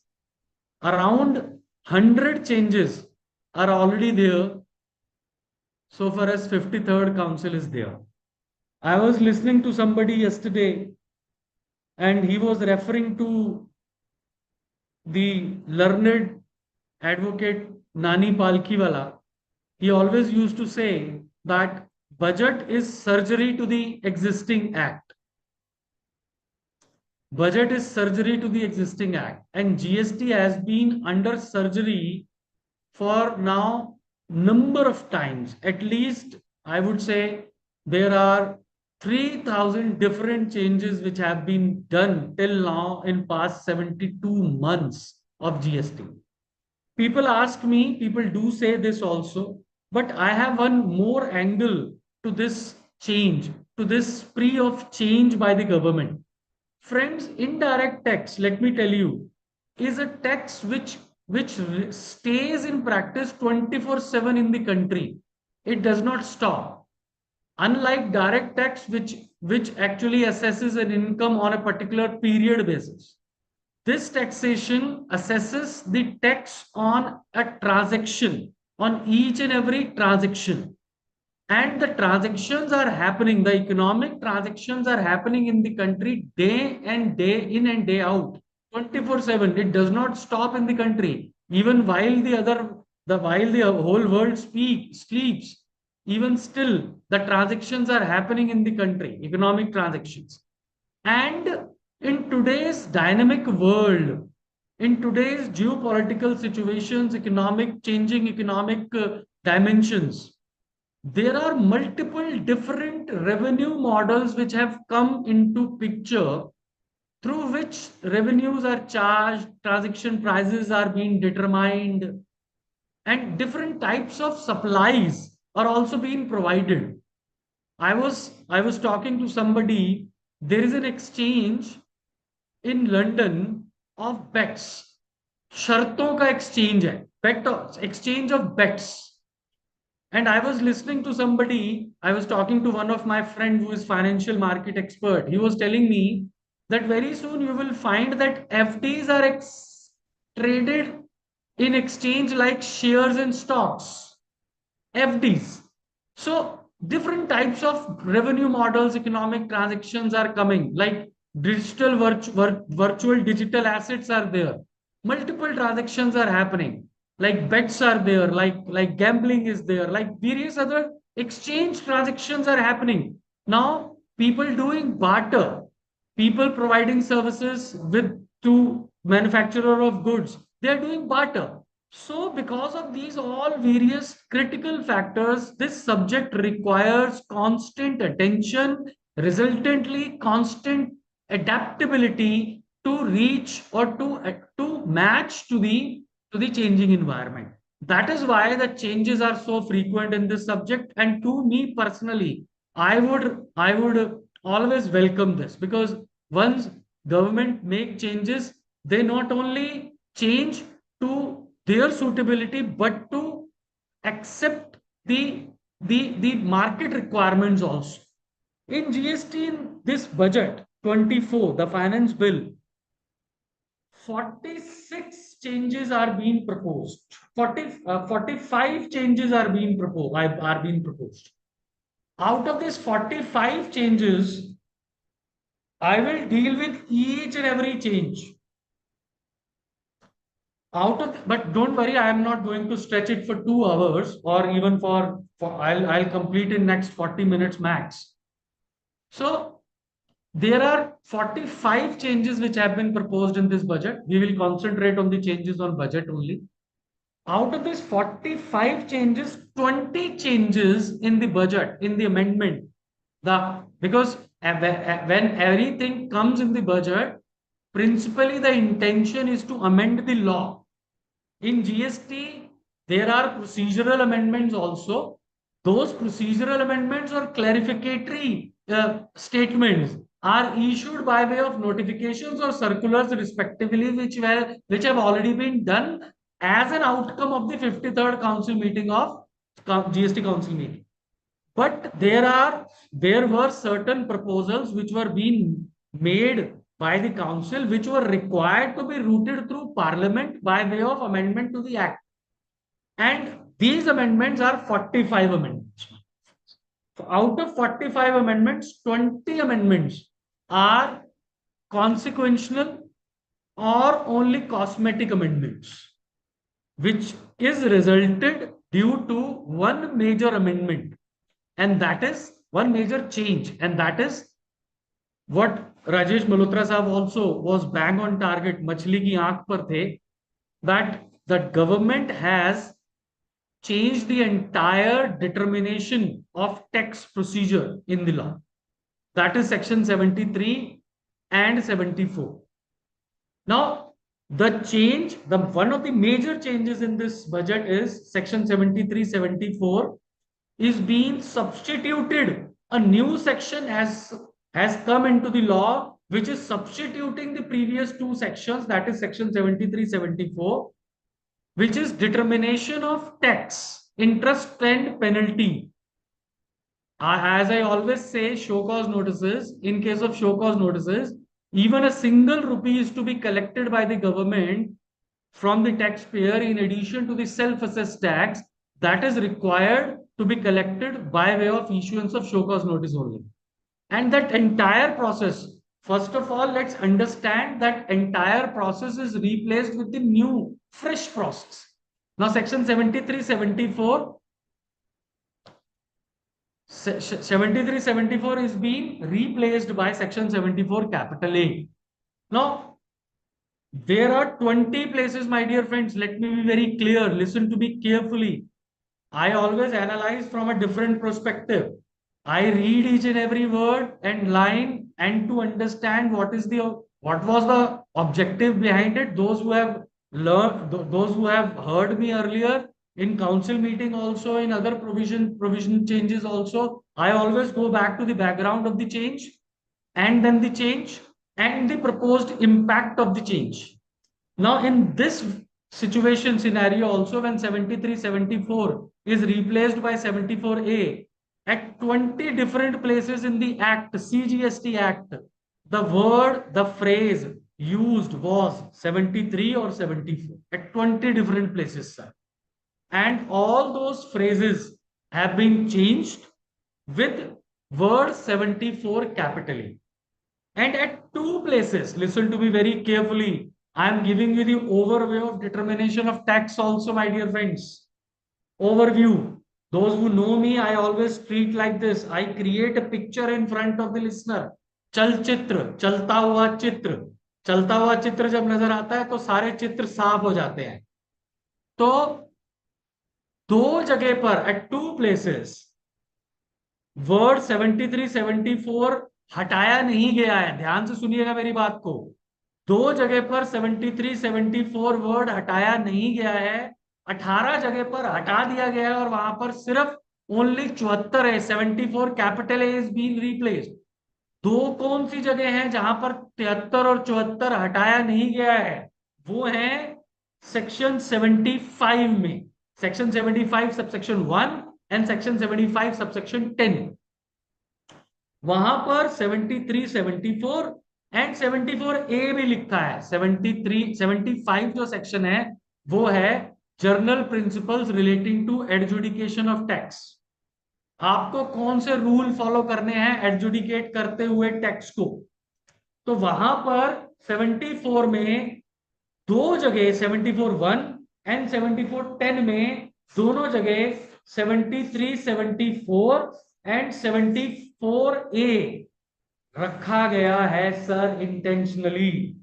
75(1) क्या कहता है? वो कहता है कि अगर कोई भी notice where the service of notice or issuance of order is stayed by an order of tribunal, commissioner, court, then the period of such stay shall be excluded in computing the period of issuance of notice and order of issuance of order, वहां पर 73, 74 और 74A रखा गया है। इसका अर्थ यह है sir कि फाइनेंशियल ईयर 23-24 तक 73, 74 ही चलेगा और 24-25 से 74A चलेगा। साइमल्टेनियसली 73 और 74 के साइमल्टेनियसली 73 और 74 की एडजुडिकेशन भी चल रही होंगी, और 74A में जो एडजुडिकेशन होंगी वो होगी 2027 से माय डियर फ्रेंड्स, अभी नहीं होंगी। अभी जो है वो होगा केवल 73 और 74 के अंदर ही सारी एडजुडिकेशन 23-24 फाइनेंशियल ईयर तक चलेंगी। इसलिए 75 1 में वो रखा गया है और 75-10 में वो रखा गया है, जहां पर सेम बात कही है कि adjudication proceedings shall be deemed to be concluded if the order is not issued within 3 years as provided in 73-74 और 74A। ठीक है साहब, तो कहने का तात्पर्य यह है कि मैंने आपको 73 और 74 कहां कहां परिवर्तन आया और कहां 73-74 अभी भी रहेगा वो बता दिया। तो 45 में से मल्होत्रा साहब 20 चेंज तो हमारे हो गए। ठीक है साहब, आसान काम करो सर, जल्दबाजी वाला काम है ना, फटाफट तो अब रह गए हमारे बाकी चेंजेस। अब बाकी चेंजेस के लिए हम सेक्शन बाय सेक्शन उठाएंगे और केवल आपको you only have to listen to me, you don't have to read any document, just read me, listen to me. Because क्या होता है, मैं पर्सनली क्या सोचता हूं मल्होत्रा साहब, संदीप जी, कि पावर पॉइंट प्रेजेंटेशन की जगह पावरफुल प्रेजेंटेशन दे दो।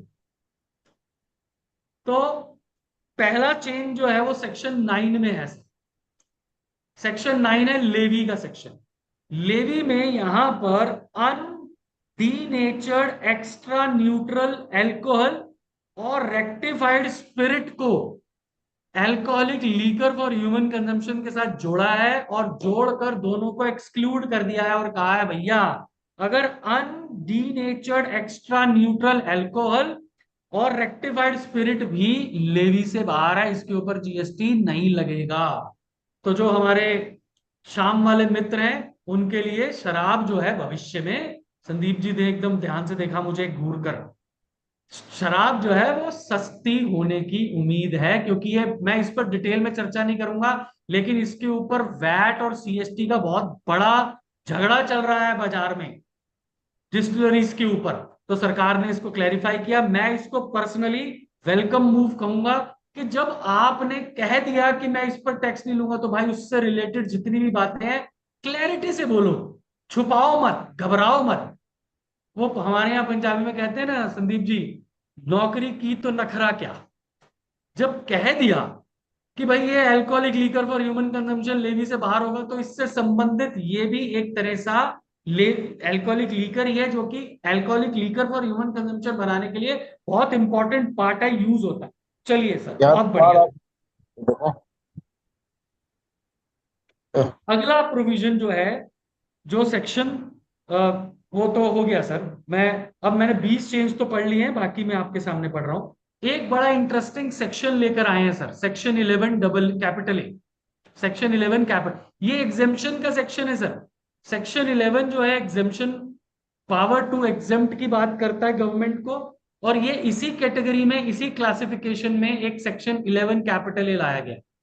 आज तक 72 महीने में हमने बहुत सारे ओकेजन्स पे we have notice that there were multiple issues which came pop in because of the market industry trade practices prevalent in them। अब बहुत सारे क्लासिफिकेशन के इश्यूज थे जो कि मार्केट ट्रेंड के बेस पर थे, जो प्रेवलेंट थे इंडस्ट्री में, जिसके लिए बहुत बड़ी बड़ी लिटिगेशन शुरू हुई, इन्वेस्टिगेटिंग एजेंसीज ने शुरू की। Government has categorically said that if there is a trade practice, if there is a market trend, if something is prevalent in a particular industry, the government has a power to exempt it. If for a particular, if, and this would rest to major litigations into classification issues, my dear friends, because classification के बहुत बड़े बड़े issues थे। जैसे कि हम बात करें, बहुत सारे केमिकल इंडस्ट्री में है, फूड इंडस्ट्री में है, टायर ट्यूब्स इंडस्ट्री में है, बहुत सारे इश्यूज थे जो क्लासिफिकेशन के थे। और फिर अभी भी मैं आपको बताऊं सर, आने वाले दिनों में logistics industry, tour and travel में बहुत सारे ऐसे इश्यूज हैं which are prevalent in the market. Entire industry is not charging tax on a particular supply, or either charging the lower rate of tax. Short levy is there. So government has proposed to give power that if they feel that there is some kind of that kind of industry practice which is prevalent with them, so government can exempt it. चाहे tax लगाया हो या short लगाया हो, कोई problem नहीं है, वो आपको एग्जेम्पशन दे सकते हैं। It would also help to reduce litigation in the economy. Okay, next जो है, अब मैं जो पढ़ रहा हूं सेक्शन 13 में चेंज है, लेकिन सेक्शन 13 में चेंज पढ़ने से पहले मैं आपको सेक्शन 16 का जो सुखद सूचना है, जो हमारे खुशी की लहर दौड़ी हुई है हमारे यहाँ 16(4) के ऊपर, उसकी बात बता। बहुत सारे मेरे मित्र पूछते हैं भाई साहब 16(4) में राजेंद्र जी क्या हुआ, 16(4) कैसे इंप्लीमेंट होगा। 16(4) में मैं फिर से आपको बता रहा हूं, तीन चेंजेस हैं सर, तीन चेंजेस, तीन रादर मैं कहूंगा कि मूवमेंट्स हैं। पहला, एक सर्कुलर 211 नंबर इशू हुआ 10 जुलाई को साहब। उस सर्कुलर में लिखा था कि अगर आपने किसी इनवॉइस या debit note, listen to me carefully, I am repeating it, 16(4) में एक सर्कुलर इशू हुआ 211 नंबर, उसमें ये लिखा था कि अगर आपने किसी भी अनरजिस्टर्ड पर्सन से as a registered person inward supplies receive की हैं, किसी अनरजिस्टर्ड पर्सन से as registered person inward supplies receive की हैं, तो उसके ऊपर अगर रिवर्स चार्ज की एप्लीकेबिलिटी आती है तो साहब उसको हम सेक्शन 31(3)(f) में सेल्फ इनवॉइसिंग करवाएंगे। और सेल्फ इनवॉइसिंग करते हुए जब भी वो इनवॉइस जनरेट होगा, मान लीजिए आज वो जनरेट होता है pertaining to 17-18 financial year, then that invoice shall be treated to be not to be pertaining to 17-18, but that invoice or debit note shall be treated to be pertaining to the year in which it is generated, that is today. Today is 20th July. If I generate a particular invoice today, so that shall be treated pertaining to this particular financial year, and the due date for credit taking for that particular invoice shall be the 30th November 2025. That is the clarification by way of circular number 211 of the department. ये एक interesting बात थी 16(4). इसके बाद दो और interesting बातें हैं। इससे पहले मैं दो इंटरेस्टिंग और बातें आपको बताऊं, इसकी एक कॉन्सिक्वेंशनल अमेंडमेंट की जरूरत थी कानून में। इसको निकालने के लिए केवल एक क्लैरिफिकेशन की जरूरत थी।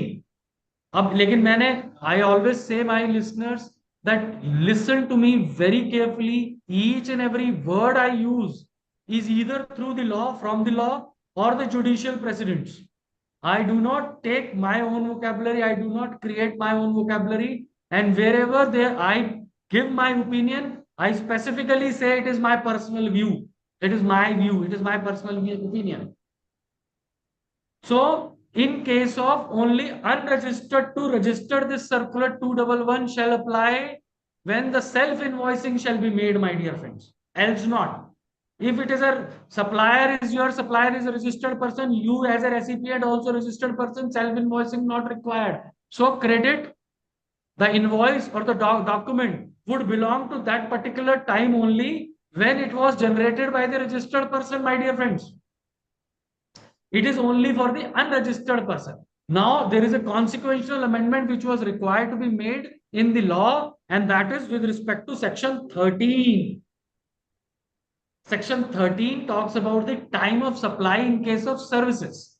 Subsection 3 में क्लॉज बी में कुछ अमेंडमेंट है, और टाइम ऑफ सप्लाई, ध्यान से सुनिएगा साहब, बड़ी इंपॉर्टेंट बात है, क्योंकि सर्कुलर 211 में भी डिपार्टमेंट ने लिख दिया था कि क्रेडिट तो आपको अवेलेबल है मल्होत्रा साहब, लेकिन इसका टीओएस उसी समय हुआ जब आपको एक्चुअली गुड्स और सर्विसेज मिले थे।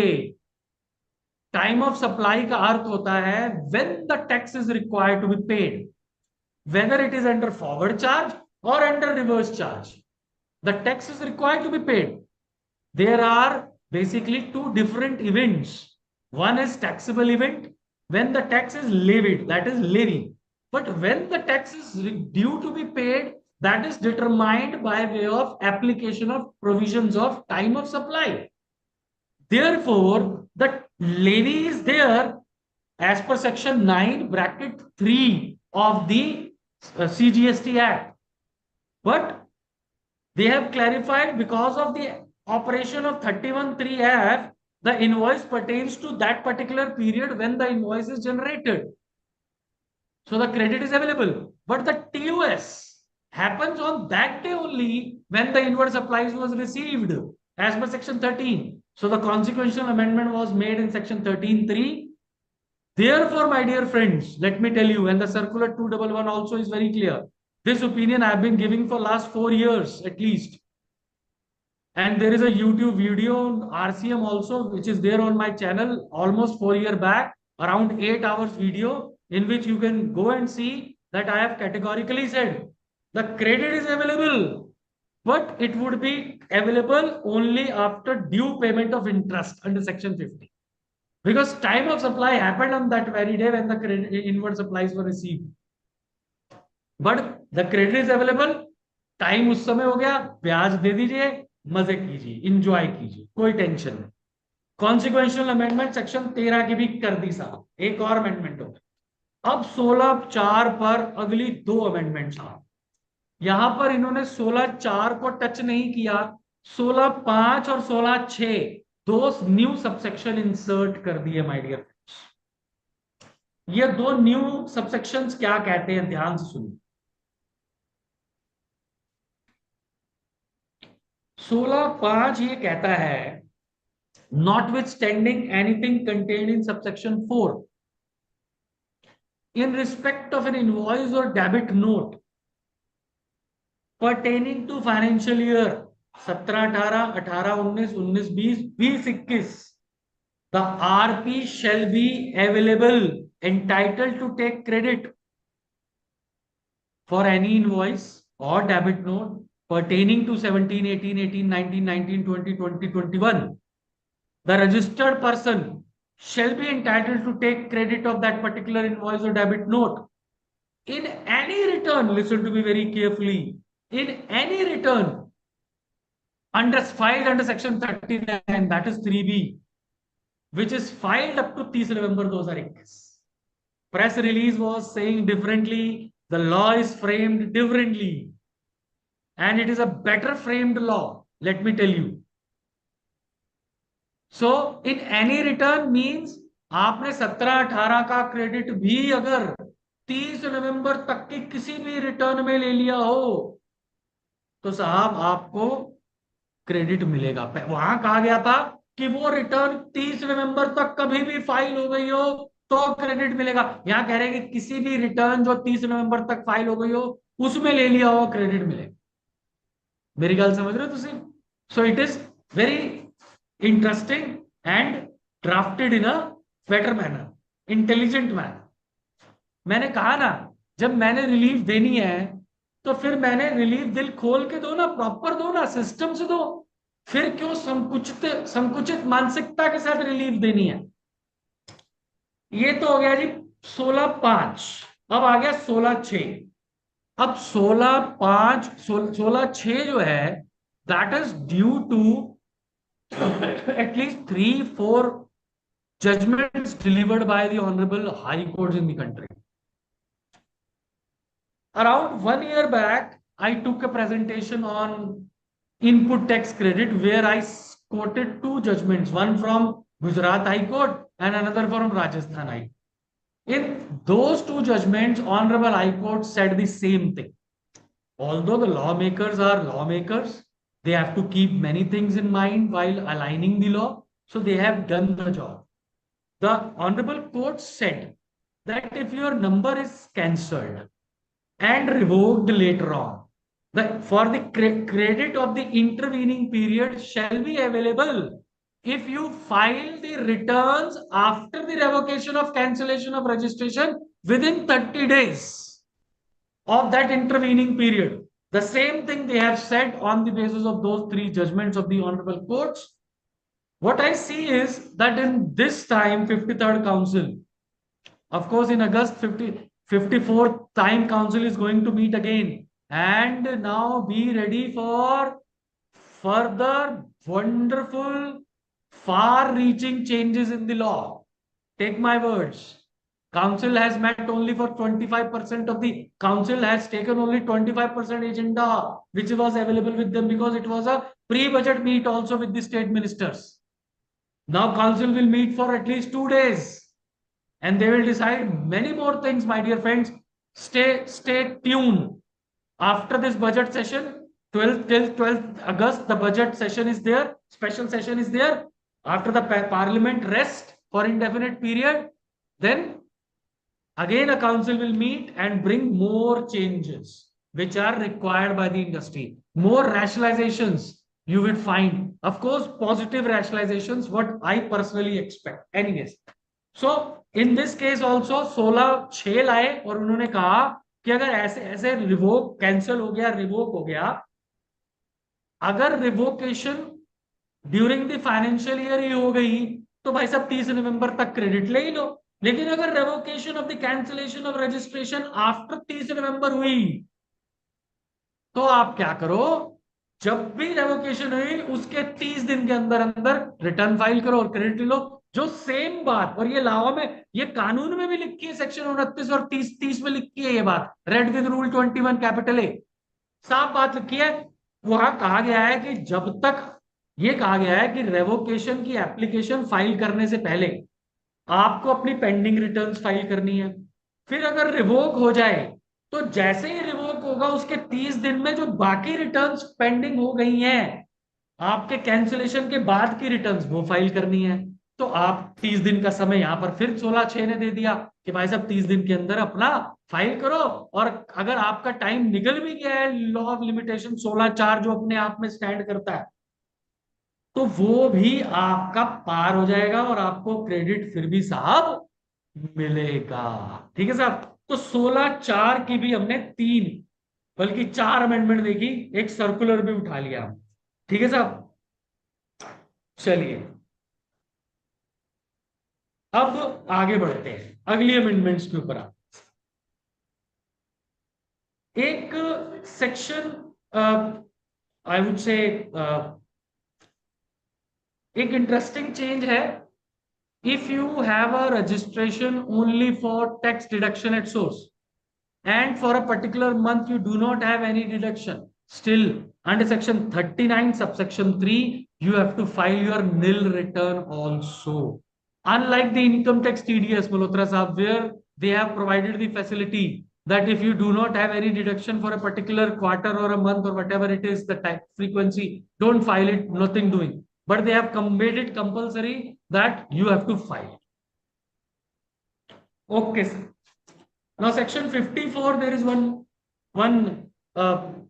subsection is inserted, which talks about that, which was there when we started the journey of the law from 1st July 2017. In fact, it has been a wonderful journey of law. I was just 1 minute. I would like to tell you one interesting thought which comes to my mind, which just run to my mind. I was sitting with one share market expert, investment expert. So he was discussing, so he was explaining me one thing, that this share market is a sine graph. But this sine graph has an upward movement. This, but this is going up only. On an year-to-year basis, the market goes up 15%. But it corrects, it goes down, then up, down, then up, down, then up. Similarly, what I feel is that in this GST also, this is a sine graph, but it is going up and up only. The things are growing, things are changing, things are becoming, I believe, with the, of course, with the clarifications. Now there are 223 circulars have been issued in past 72 months. 223 circulars, large number. More than I would say 3,500 notifications have been issued. Large number. But I personally feel still the law is emerging, law is evolving, law is correcting, law is resetting itself. Wherever there is a like what I've learned by about my human body, that human body has a capability to correct any ailment itself. It can reset itself. It has a magical powers. It has that kind of artificial intelligence inside. Similarly, GST also is trying to reset, to correct itself. Anyways, let's not be philosophical here. So, Section 54 has an amendment which says if the goods which are exported are subject to export duty, then no refund of accumulated input tax, unutilized input tax, either by way of with payment of tax or without payment of tax. Let me tell you, friends. Right? Another interesting change is there in Section 70. Section 70 talks about summons, investigations, inquiries. Now they have inserted one subsection 1 capital A, in which they have made it, listen to me very carefully. Two things have been made, two things have been brought in. One, they have made attendance to summons compulsory. Bound to attend, the word is used. The phrase is added in this subsection 1 capital A, bound to attend. All persons summoned under subsection 1 shall be bound to attend. Now, this is interesting, either in person or by authorized representative. So, in subsection 1, they said that they has a power, the officer has a power to summon any person, whether registered, unregistered, anybody walking on the road, the officer can summon him also. मैं यहाँ पर 67 में मल्होत्रा साहब मुझे याद दिला रहे थे कि don't be an officer today. If I would be an officer and enforcing a particular place, and a person is going by from that particular place, उस दुकान के बाहर से निकल रहा है, I have a power to summon him also. अगर उसने मुड़कर देखा, उसने घूर कर देखा, 10 सेकंड ज्यादा देखा, and I have a doubt he has some information for me in this inquiry or investigation, I can summon him. This is the power. This is the power. And interestingly, long back in 2022, this particular chapter has been brought in section 83, where the power is given for the attachment of the property. If section 70 notice is given, the government, the officer authorized, can attach the bank account also. Only on summons. Way back 2021. Although all the officers work like Bajrang Bali, they have powers vested inside, but they are required to be reminded by Jammans. I don't want to be a Jamman at least at this juncture. So in this also, they have given a facility that authorized representative also can attend this summon. Earlier, it was not there. It was on the discretion of the officer to allow. Anyways, moving ahead. Another interesting change. Now, let's talk about the adjudication part section. I'm going on sequence basis. So now has come section 74 capital A, which is substituting 73 and 74. Both the sections have been removed. Now, section 74, of course, I cannot deal with section 74 in much greater detail, but let me tell you that section 74 capital A, which is new inserted section, is giving you two important changes. Now, first of all, Malhotra Saab, Sandeep ji, and other learned members, what was the objective of bringing this change at all? Why to replace this particular section, these two sections? First of all, let me tell you one reason which our team could visualize. First is that they are not able to justify invocation of extended period. And in courts, the courts are rejecting their claims of invocation of extended period. Therefore, they removed the discrimination at all in the period. For both the adjudication processes, period is same. And penalty is also same. Penalty मैंने वही लेनी है, period छोटा भी कर दूंगा तो कौन सी बड़ी बात है, दूसरे में भी तो बेनिफिट होगा ना। जो 73 में भी मुझे 42 महीने मिल गए, जहां 36 महीने मिलते थे from the due date of annual return, 74 में 60 महीने मिलते थे, वहां 42 महीने मिल गए from the due date of annual return. But it is better, first मुझे I would not be challenge only on the extended period ground. Second, the litigation would be expedited, the recovery would be expedited. Therefore, this provision, to our humble view, this is my personal view, my team's view, that this provision, because we have seen in past, but interestingly, of course, we have analyzed it at a very greater length. For last 3 days, we are discussing only two provisions mainly, 128 capital A and 74 capital A. But honestly, Sandeep ji, Malhotra saab, I don't want to divulge those information at this early stage. But I know one thing I can say, that this 74 capital A is going to give you more enjoyment than the earlier 73, 74. That I can assure you, sir. At least I am going to thoroughly enjoy, sir. I am so excited. Oh, अब ये होगा, अब वो होगा, अच्छा ये भी तो हो सकता है, वैसा भी तो हो सकता है. So that way, of course, इसको बजट को अप्रूव होने दीजिए, फिर हम डिटेल में इसकी वर्ड बाय वर्ड इसको हम जो है ना इसकी परत उतार कर एक बाय थ्रेड डिस्कशन करेंगे. चलिए, तो मैं 74 कैपिटल ए पे अभी और ज्यादा चर्चा नहीं कर रहा सर, मेजरली मैंने आपको बता दिया.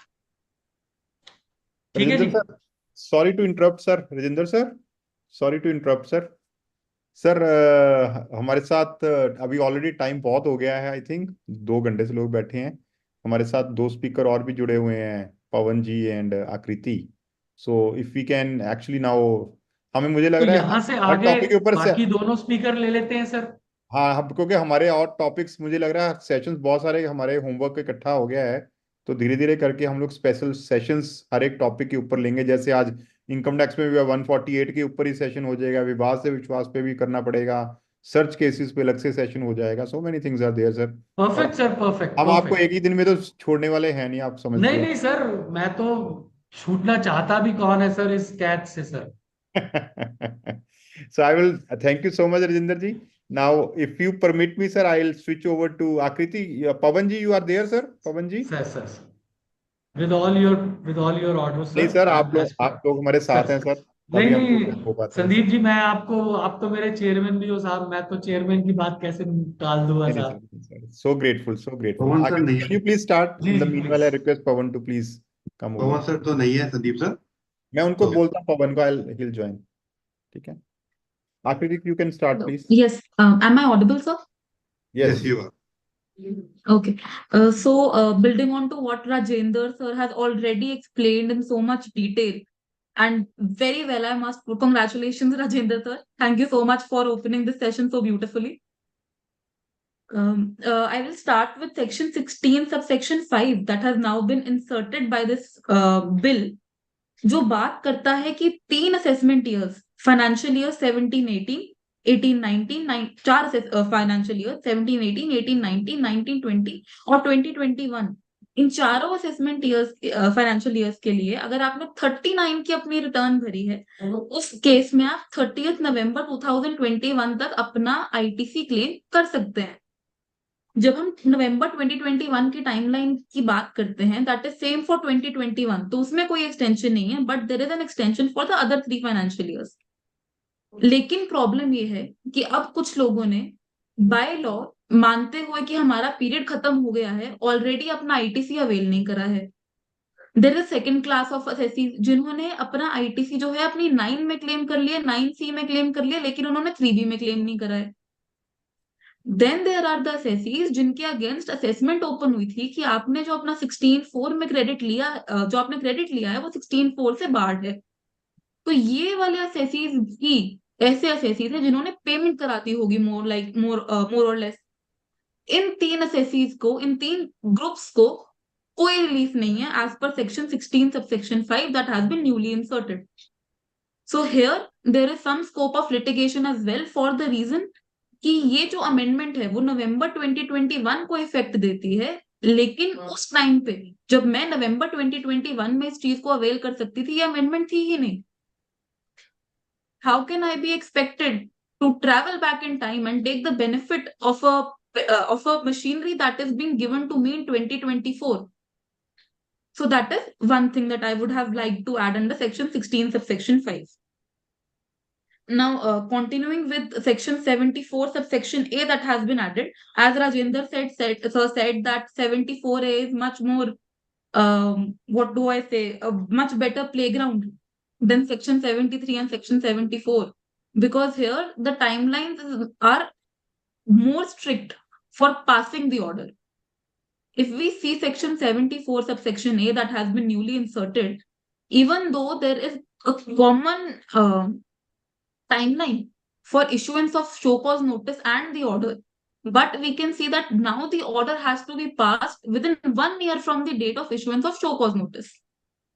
If the show cause notice has been, let's say the timeline of 5 years has not expired to issue an order, even though there was an earlier limit as well, but that limit, even though not adhered to, would not have caused a prejudice to the order that has been passed beyond that limit.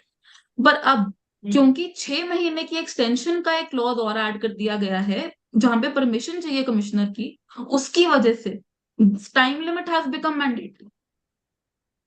As soon as एक consequence add कर दिया गया है of not adhering to the time limit of 1 year from the date of show cause notice, the time limit becomes mandatory. इससे 2 चीजें होंगी। Number 1, जो officers हैं उनको they have to ensure that they complete their proceeding within time, adjudicatory proceeding. Second thing, जिन भी show cause notice की adjudication में डिले होगा, एंड जिन शो कॉज नोटिस की एडजुडिकेशन का डिले 6 months के पीरियड के बियॉन्ड होगा या 1 year के पीरियड के बियॉन्ड होगा, लेकिन वो परमिशन नहीं ली गई होगी कमिश्नर की, those will also go being time barred, those orders themselves being time barred. Continuing with that, there is also an amendment that has been introduced as section 128A, the much awaited recommendation of the GST Council, I would say, in regard to waiver of interest and penalty for section 73 cases. Now, section 128A जो बात करता है, वो बात करता है waiver in certain circumstances. 128A ने 3 classes की बात करी है। एक, जिनको सेक्शन 73 सब सेक्शन 1 का नोटिस हो गया है, या सेक्शन 73 सब सेक्शन 3 की स्टेटमेंट आ गई है, विच इज आइडियल या DRC 01A, लेकिन कोई भी ऑर्डर पास नहीं हुआ है, तो at show cause notice stage only आप टैक्स पे करके अपने इंटरेस्ट और पेनल्टी को वेव ऑफ करवा सकते हैं अगर आपका सेक्शन 73 का नोटिस है। Second is, an order has been passed under subsection 9 of 73, यानी कि एक ऑर्डर पास कर दिया गया है, लेकिन 10711 में कोई ऑर्डर पास नहीं करा गया है, या फिर 108 में कोई रिविजन नहीं, और सबसेक्शन 1 या फिर रिविजन नहीं टेकअप करी गई है। इस केस में भी आपको वेवर का बेनिफिट मिल सकता है, लेकिन अब इस पर्टिकुलर क्लॉज की 2 इंटरप्रिटेशन पॉसिबल है। नंबर 1, कि आपने ऑर्डर के अगेंस्ट अपील करी है। नंबर 2, कि आपने ऑर्डर के अगेंस्ट अपील नहीं करी है। एक प्राइमा फेसाई रीडिंग पे लगता है कि ऑर्डर की अपील करना ना करना is immaterial, but we are not aware how the officers are now going to interpret it when we approach for this waiver. So this is also something that might have to be looked up into, or some clarification might have to be sought. The third clause, which is similar to the B clause, which talks about the second stage of appeal, where an order has been passed by the first appellate authority or by the revisional authority, but no order has been passed by the GST tribunal. Now here, even if your order has come up, but because GST tribunal ने अभी तक कोई date नहीं बताई है from when it will be constituted, when is the last date of filing appeal, उस की वजह से भी आपका ये वाला जो पीरियड है वो एक्सटेंड हो जाता है. But at the same time they have clearly stated कि ये वाली जो बातें हैं, ए बी और सी क्लॉज, जो मैंने 3 केसेस अभी बताए, उनमें जो एप्लीकेशन, जो टैक्स की अमाउंट है जो आपको फुली पे करनी है, वो एक ऐसी डेट से करनी है जो काउंसिल अभी नोटिफाई करेगा. Reading the minutes of the meeting only, it's anticipated to be 31st of August. If Pawan sir would like to take on further from here. I'm Pawan ji, not sure. have you joined? Pawan ji has joined. I think he was actually driving that time. Pawan ji, Pawan ji, can you please pitch in? Sorry to keep you waiting.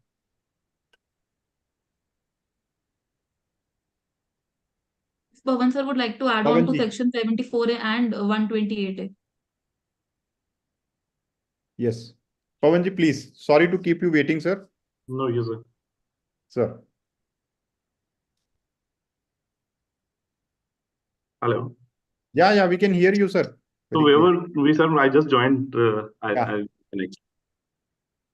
Ji. So where we were, what was the? Akriti, can you please? Yes, sir. So we were discussing the two major sections that have also been introduced by this act, by this bill. One is 74A and the other is 128A. Right.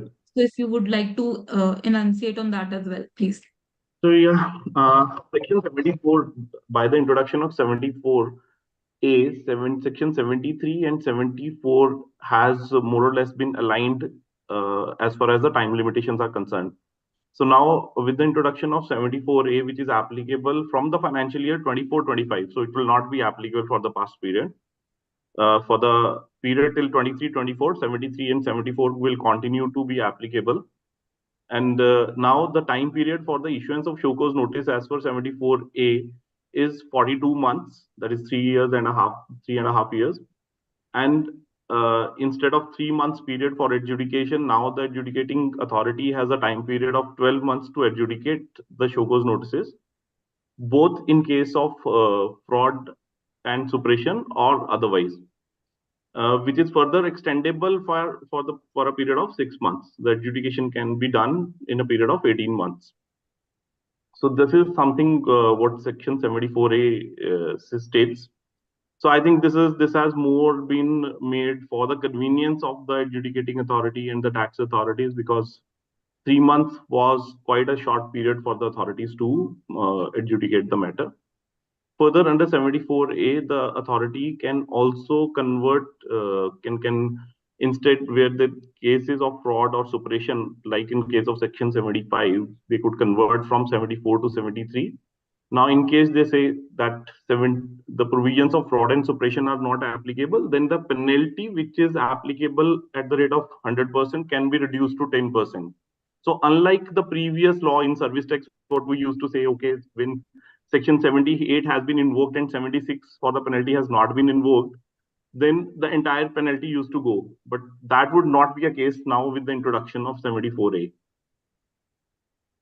So now, as far as section 128, which has been introduced, is primarily for the purpose of giving a benefit and to reduce the litigation which has already been initiated in cases where section 73 has been invoked. The benefit is not available for the cases where the show cause notices has been issued under 74. So what it says is that in case a person pays the tax by 31st of March 2025, then there would not be any requirement, the cases would be settled, there would not be any requirement to pay interest and penalty. So by paying the tax, a taxpayer can settle the dispute where the show cause notice is issued under 73. Now the question which came to our mind when it was proposed was what will happen to the show cause notices which has been issued under 74 but which should have been issued under 73. So the section 128 addresses that preposition too. It states that in case in future the show cause notice which has been issued under 74 is adjudicated under 73 or converted to 73 by the appellate authority or the adjudicating authority or by a tribunal. In such case, the period of 3 months would be available to avail this scheme under 128. In such case, in case the assessee pays the tax within 3 months from the date of the order, the interest and penalty would be waived. So this is what 128A says. So this is, I think in case anybody has question on this, I can address to that. Yeah, such yeah.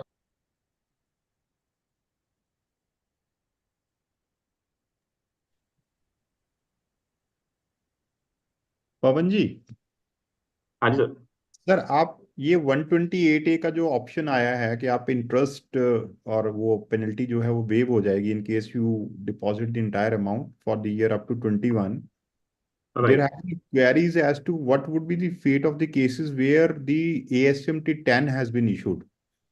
Whether those persons will be entitled to pay off the entire liability without payment of interest or not. Because see, the assessing authorities would be now telling the people that in case you don't pay up this amount, or I mean, I would say that for some obvious reason, they would say, now the discretion is with us whether we should be issuing a notice under section 74 or 73.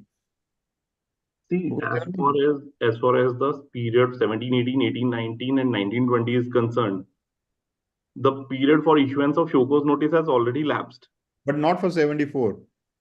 Not for 74. So 74 notice has to be converted to 73. They can only issue under 74 now. They can't issue under 73. Yes, but 2021 is still there. 2021 is still there. So that is the area where they would have that kind of a leverage. So I think they should have extended this benefit for all those cases where ASMT 10 has been issued. Absolutely, they should have. Audit proceedings. I think there could be some clarification which could be issued subsequently that ASMT 10 cases would also be law would be supplemented with the circular as absolutely as from the day one we are seeing that. As this is the first time we have seen that the law is interpreted through circulars rather than the law itself. Yes. So I think so. There are a lot of things still to be done in this aspect. Yeah. Today, I think there is one judgment which has come, which is again a good thing. I'm just outside the budget aspect. 7AA has been held to be prospective by the court. 7AA, which is the association and associations. All right. So though it's introduction has been held to be valid, but the retrospective has been struck down. All right, very good. So we people, as the warriors, we keep on fighting for people. Yeah, so as you observed ASMT 10 issue, then again there would be a litigation. So there is always a scope of litigation which is going to arise out of any new provision. So anybody else who has a question? Rakesh ji, I think you seem to be quite active. If you can come out with your question, you have to unmute yourself. Good evening sir, कैसे हैं Rakesh ji? How you sir? बस मैं wait ही कर रहा था कि मेरा एक नंबर आए और मैं भी एक क्वेश्चन जो है वो आपसे पूछूं। चलिए सर, बताइए। 128A जी, तो 128A में जो sir it start with the non object clause और पहला ही है कि वो कहता है where any amount of tax is payable. I am sure आपने इसको गो थ्रू किया होगा। तो ये कहता है कि notwithstanding anything to the contrary contained in this act where any amount of tax is payable.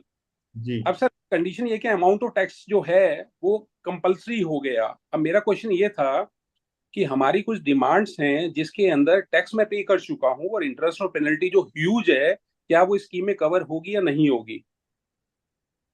आपका कहना है कि कोई टैक्स पेएबल बचा ही नहीं है मेरे पास। मैंने पे कर दिया गलती से, मतलब वो उस टाइम पे करवा लिया है, हमारे क्लाइंट ने कर दिया, और जो इंटरेस्ट अमाउंट है या कुछ अप्रोप्रिएट हो गया था मेरा पैसा ना, उन्होंने अप्रोप्रिएट कर लिया। तो अब सिर्फ डिमांड है मेरी इंटरेस्ट की और पेनल्टी की। तो क्या इंटरेस्ट और पेनल्टी की डिमांड जो है आपको लगता है कि किसी क्राइटेरिया में कहीं आके ये एडजस्ट होगी? यस बिल्कुल सर, अगर आगे भी टैक्स पेबल जीरो भी हो जाता है ना, तो मुझे लग रहा है कि 73 जो अगर नोटिस इशू है आपको for payment of interest and And it 10% says, penalty. if I just add on to it, it says that in case you have paid the penalty and interest, then you will not get the refund. Yeah. So it itself implies that in case even if you have paid the tax, you can still avail the benefit even if you have paid 100% tax. Yeah. But in case you have paid anything excess over and above the tax, then the refund would not be available to you. It's true, it's true, ये तो clear है इसमें। एक second option, एक second issue और है कि अब दूसरे केस में क्या हुआ कि मेरा टैक्स पेबल आ रहा है 4 लाख रुपीस, वो 3-4 कैटेगरीज में वो टैक्स उन्होंने डिटरमाइन किया था, excess input tax, restricted input tax and 180 days payment. Now the tax payable आ रहा है it is around 4 lakh rupees, interest payable आ रहा है 3 करोड़ रुपीस और पेनल्टी आ रही है अगेन 3 करोड़ रुपीस। अब उस केस में भी क्या मैं वो 3 लाख रुपीस पे करके मैं This was a question I was expecting. Actually, this is a very intelligent question. So what happens is, sir, I'm just elaborating what Rakesh ji is saying. Actually, what happens whenever we are receiving a show cause notice in the GST, so there is not only one issue, there could be 4 or 5 issues in the same show cause notice. Now, what will happen, whether this scheme would be available for each of the heads, each of the categories of demands, or as a cumulative for the whole show cause notice. So as on day, the provision says is you have to settle the entire show cause notice. It's not actually bifurcating between the various issues. True, बिल्कुल। So that's something which is going to be a trouble. Yes. Great sir, बस मुझे भी थोड़ा सा, क्योंकि confidence मुझे भी चाहिए था ऐसे डिसीजन लेने के लिए, क्लाइंट को गाइड करने के लिए। आप एक्सपर्ट ने ये व्यूज दे दिए, संदीप जी ने दिए। But yes, this is something which you can actually challenge before the court, that there are 10 issues. If I want to settle one issue, why not I'm allowed to settle one issue? Had there been 5 show cause notices for each of the issues, that would have been available to me. हाँ, क्योंकि इसमें जो issue है इसमें है आप इसमें period है, नोटिस रेफर कर रहा है। ठीक है ना, 73, 71, 73 इश्यूज को बात नहीं करता वो। हाँ, वो पर्टिकुलर केस की बात, नोटिस को ही बात कर रहा है। Sir thank you, sir thank you Baba ji, thank you Sandeep ji, thank you जी, थैंक यू। तो सर मुझे लग रहा है हमें वाइंड अप करना चाहिए, it's already more than 2.5 hours. हाँ ये सर अपने वाइंड अप करना चाहिए। हमारे साथ इंदर सेन शर्मा जी हैं मेरे ख्याल से जुड़े हुए। If we can request him, he is the president of taxation bar association Ludhiana, if he can give his concluding remarks and the vote of thanks on this. Inder Sen ji. जी yes sir, good evening sir. Good evening sir, good evening, good to see you sir. आप बड़े patiently सबको सुन रहे हैं sir, आप आशीर्वाद दीजिए sir अपने शब्दों का सर। हमें बहुत अच्छा लगा, सबने बहुत पहले से बढ़िया बढ़िया सारा एक्सप्लेन किया है। Good evening everyone, it has been such a honour to be a part of this wonderful webinar on budget 2024. I would like to thank All India Federation of Tax Practitioners North Zone for making me a part of this webinar, and also thanks all the panelists, Rajinder Malhotra, Jayesh Malhotra ji, Ritter Arora ji, Pawan Pava ji, Rohit Kapoor ji, Nikhil Goyal ji, and Akriti Gupta ji for such a brief discussion on the budget. Overall, there is many changes in this budget regarding GST law and income tax law. The major changes in this budget were regarding capital gain, slab rate, standard deduction, section 140B, 148, and moreover, in for such cases, a new chapter has been introduced. For this, all the panelists have given well explained over all the mandate sections, and give us a very fruitful knowledge on this budget with discussion. Thanks of all your. Thank you. Thank you. Thank you, sir. Thank you. I think Ashwin Khanna ji ने hand raise करा हुआ है. If we can take his question, sir. Ashwin ji, can you please go ahead? Sir, instead of giving virtual memento to all speaker and everything, you open a video for everybody. We will start clapping like this only, sir. Please. That's the only request. That's a kind of appreciation, sir. Ji. Sure, sir. Sure. So video is open for everyone, sir. So everyone can open their videos. Yes. Everybody can just open the videos and we can clap for all the panelists here. So Sandeep sir and panelist, मतलब मेरे को आपको एक sir से मिलवाना है। हमारे साथ एक हर्ष शर्मा सर है हापुड़ से।